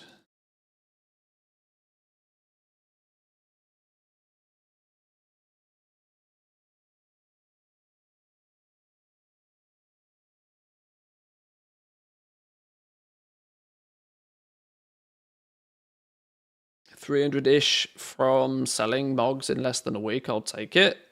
Best part of a token. Job done.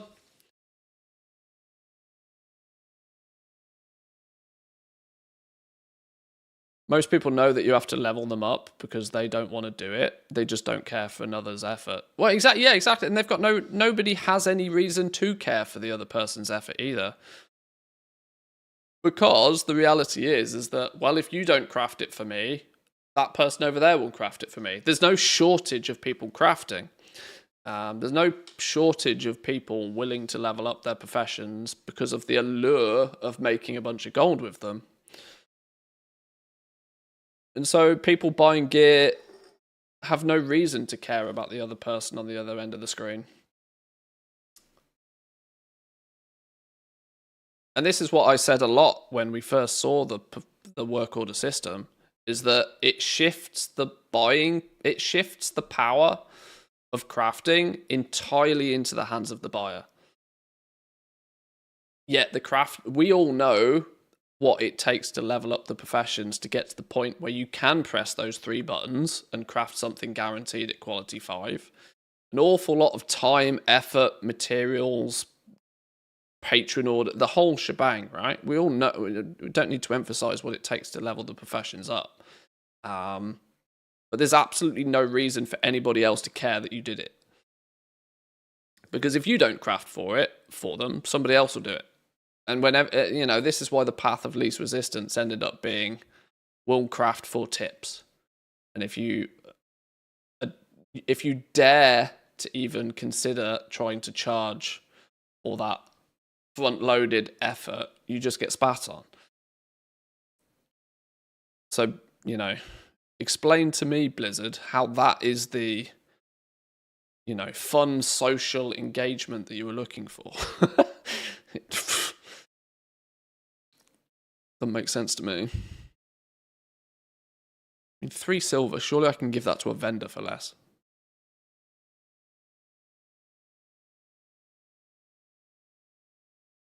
99 gold, sure.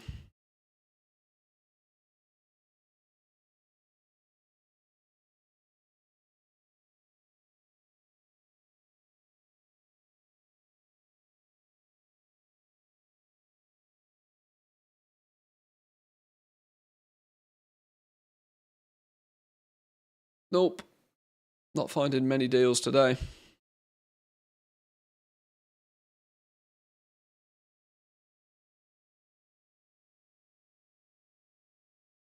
Okay. These dudes are in the arse end of nowhere.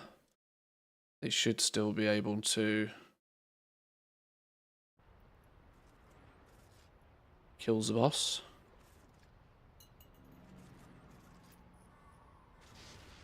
Still doing blacksmithing now. Oh yeah, I mean, I've still got a bunch of the professions that I haven't finished leveling.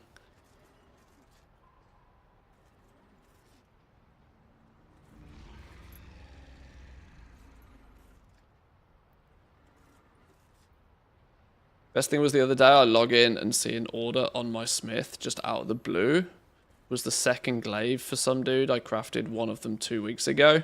He must have just looked at the name and sent the order through. That'll do. That'll do. I mean, that was the dream, wasn't it? Like from the service-based side of the from the service-based side of it, like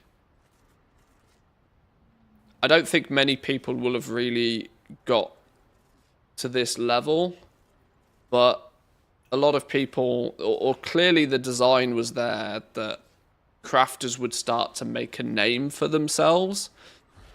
We kind of saw this in Dragonflight with the Elemental Lariat.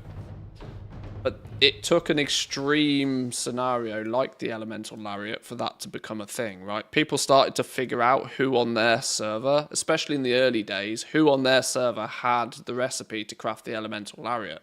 And that people that did get it and were crafting for people would start randomly getting orders off other people because word of mouth.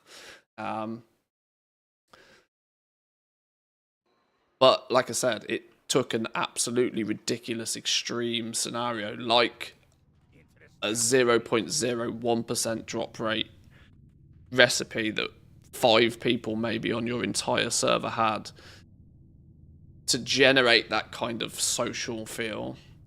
That sort of thing is not going to happen naturally with most crafting and most recipes. Here there. Be good.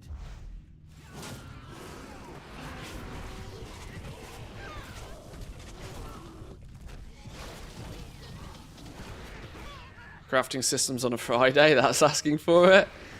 Come in, Tammy. No, we have not got the mount yet. We have not got the mount. I mean, admittedly, we're only like 3 days in, so RNG has not blessed us yet.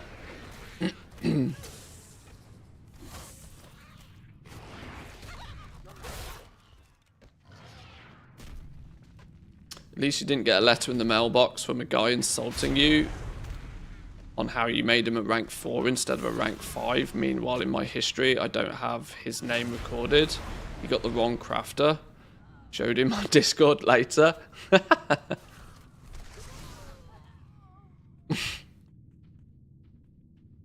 That's quite funny. Getting grief for, like... For starters, there's no reason he should be giving grief to anybody anyway. Because that leads me to believe it was probably a public order.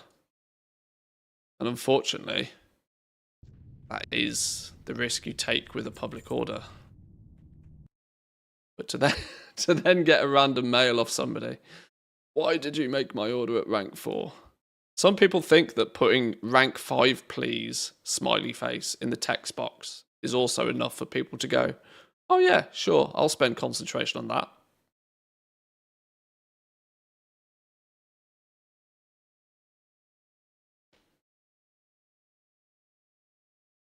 And for the most part, it works 2 ways. The person buying the piece of gear has no reason to have to give a single shit about the crafter because they're just some random Joe who also happens to play on their same server. But at the same time, people filling the orders also have absolutely zero shits to give about who's buying it. And like I said, this isn't the social masterpiece that Blizzard thought they were creating.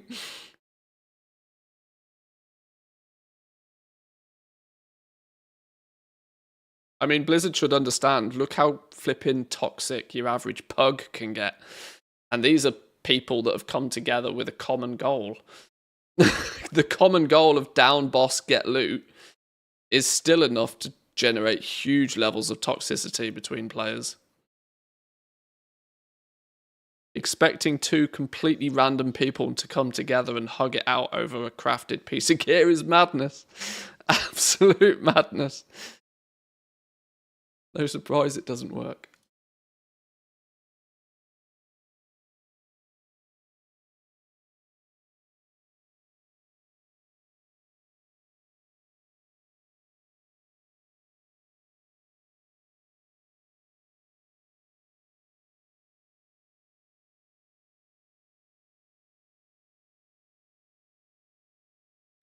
I spend concentration just so I don't have to reply to people to put their tier 3 mats. Just want to get rid of them. I mean, I don't do any personal order ever.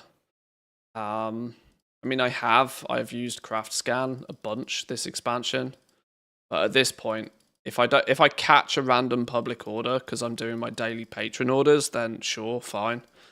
But if they don't give, even if they give quality 3 materials, if they put quality 3 materials and I don't have the ability to press the button and make it rank 5, then they get rank 4. Like I said, I've got no reason to deal any different. That's the system Blizzard put in place.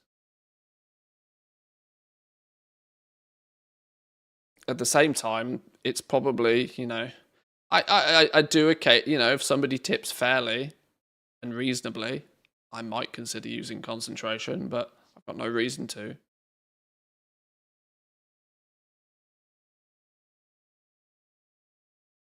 It's not being harsh, it's playing the game as the game was designed.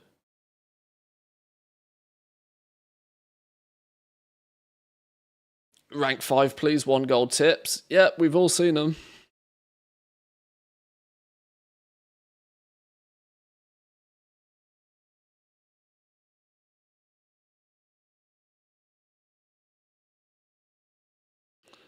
In Dragonflight, I intentionally lowered my skill when somebody put in a public order for less than 500 gold and asked for rank 5 in the note. I'm not going to go that far, but I'm certainly not going to make special efforts.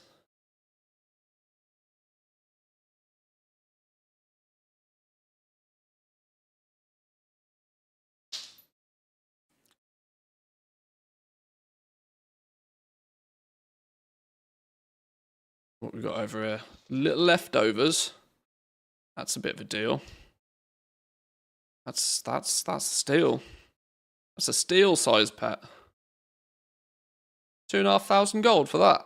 Bargain, mate. I bought 3 of those not so long ago for 17k a piece. I'll have another one for 2.5k. Yeah, boy.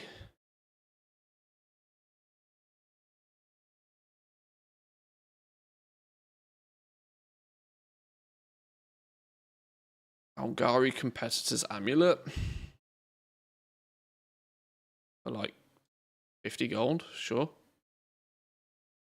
Bane Gauntlets for sure. Nightblade, 100k. I don't think these this also falls into the category of its transmog. If it was 20k, I'd probably buy it. But knowing how long it may take me to flip that, it's not worth me dipping 100k into it. Unfortunately.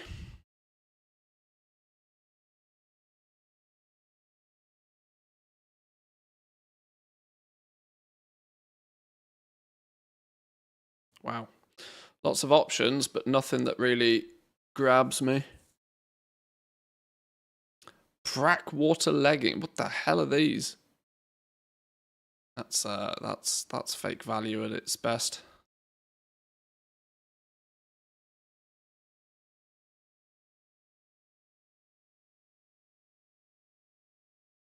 Nope. Nothing there.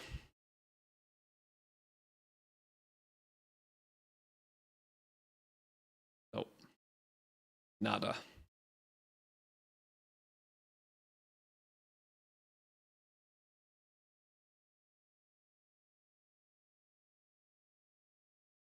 Actually, there's one team that's all out in the ringing deeps.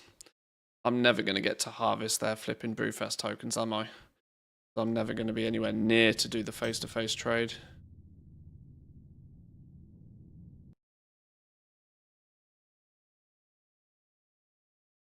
Oh yeah, this set of tunes was actually at the event to do the event as well.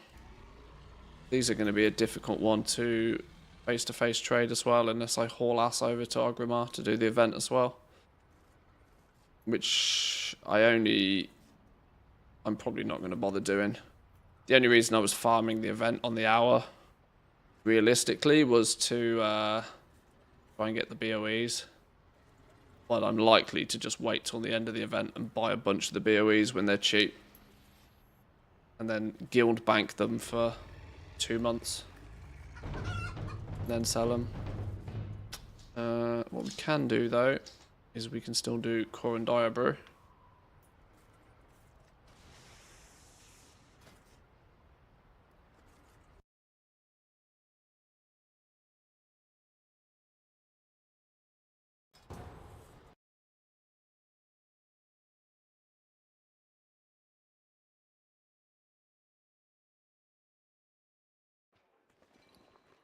$2,500 tokens so far.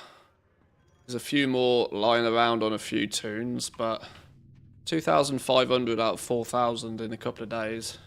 Just killing this dude. Off with you.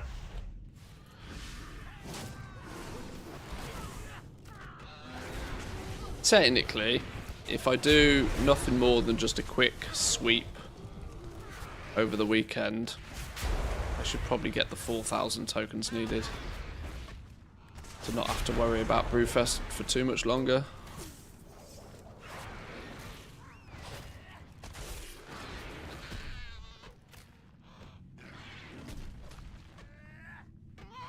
Like I said, I've mostly sort of just kind of crowbarred this into my regular schedule anyway, of killing rares and posting auctions and scanning for deals.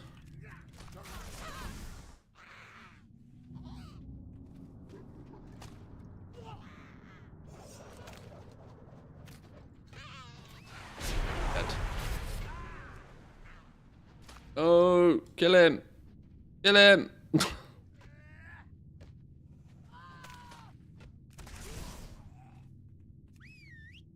That was a bit scrappy, wasn't it? Scrappier than it needed to be.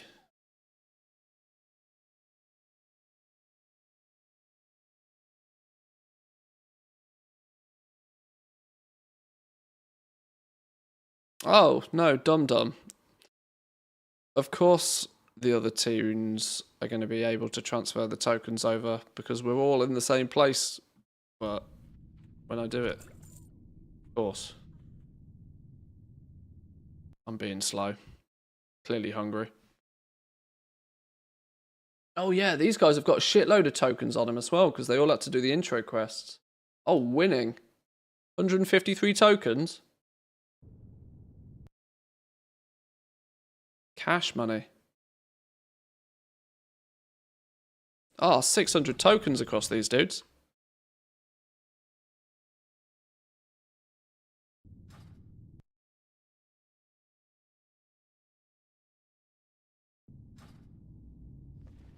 Oh, 3,122. That's a great result. Absolute great result.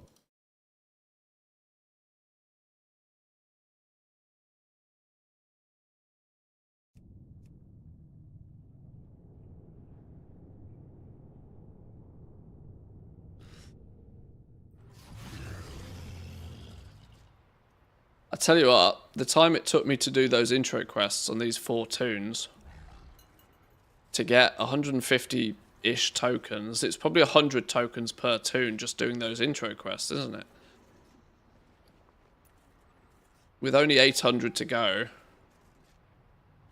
it might not be a terrible idea to just bang out the intro quests on a few more alts and get it finished. Like, actually finished. Might consider doing that later.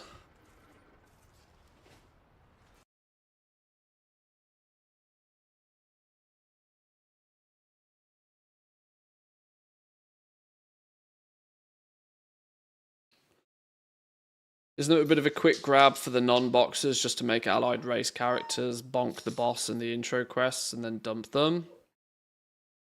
I mean, yeah, in a way, yeah.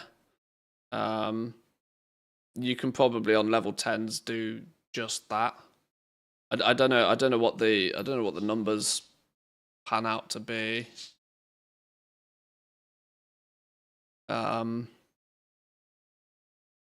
Even taking any of your ults and just flying around Dragonflight and Khazalgar doing the inn quests is worth about 200 tokens per character. You know, it takes a bit of time, but you're not doing anything, and you don't. You know, you could do that on a low ass level character. Or well, not the War Within ones, but at least the Dragonflight ones.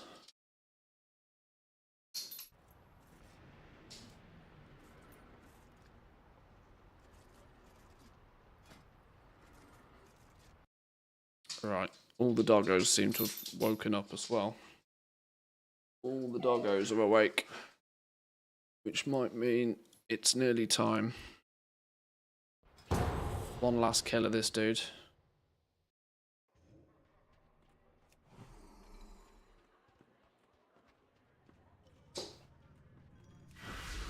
You got my attention. Be good.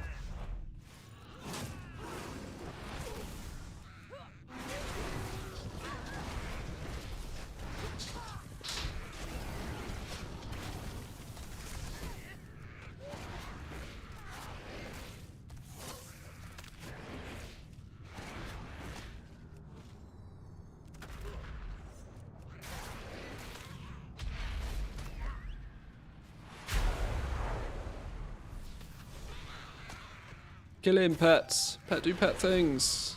Down he goes. Beautiful.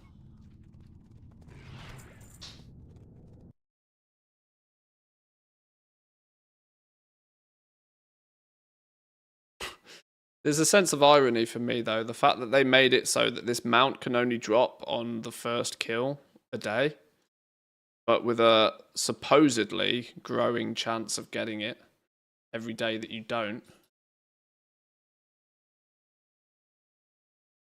There's a sense of irony for me that it's still meant that I'm killing it on 80 characters a day, but I'm doing it now instead for the flipping Brewfest tokens instead. Not the mount. Is this the first time we've killed it? Where's it? Oh, no. Second time, maybe. A few more tokens. Trade these over.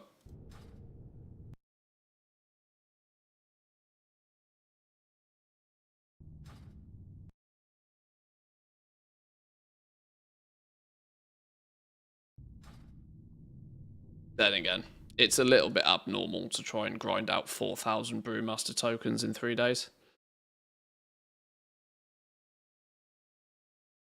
For transmogs that I'll probably never use.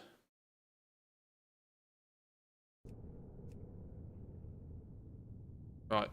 Now, what's that put us on then? That has put us on 3,217. 3,217, about 800 to go. Now, if I'd actually collected everything that I needed from last year, there was only 3,200 added in this year's event. The only reason I needed an extra 800 is because I was missing some other stuff from past years. But for all intensive purposes, in 3 days I've got the Brewfest tokens I needed. New stuff this year at least. Which is cool. Very nice, very nice. Boys and girls though, the doggos have woken up. I'm hungry. It's nearly the weekend. I think I'm going to call it there for now. Thank you very much for stopping by this week. Next week is going to be a touch of crazy. We've got Alpha kicking off later in the week. Thursday next week we should have access to the Alpha. Oh, I wonder what time we'll get access to it. I don't know. It might depend on account flags. I am still hoping I get the email over the weekend. I'm hoping I am getting an invite. If not, well, we'll figure shit out. If not, it won't be that long until Remix. So either way. But even if we don't get access to the alpha, somebody we know will. We can pester them for as much info as we can get. You get alpha, is it a streamable thing? Oh yeah, absolutely. Yeah, it's the public alpha that's starting next week. Public in terms of that people can share it, not public in terms of the fact that everybody. It's still an invite-only system. I stand a little bit of a better chance being an official WoW partner, but that still doesn't guarantee me access to it. But yeah, we'll see. We'll see. It's going to get busy next week. I said this at the beginning of the stream, but I'll say it again now as it's the end. I might take Monday, Tuesday as days for me to just get shit done. Mostly because from Wednesday onwards, it's then going to get alpha, remix, housing, bait. It's just going to be busy. So I'm tempted to take Monday, Tuesday to just get a few admin-related basic things done. Before it all kicks off and gets crazy. So you may or may not see me until Wednesday. That said, when I sit down and I get a chance to play video games, I'm more than likely to just throw the stream up anyway. So that's still kind of a little bit up in the air. We'll see. We'll see. I've got to plan a few things. I've got to figure a few things out. So enjoy your weekend. Have a wonderful, wonderful weekend. Good luck with your goal making. Good luck with your Brewfest tokens, if that's what you're doing.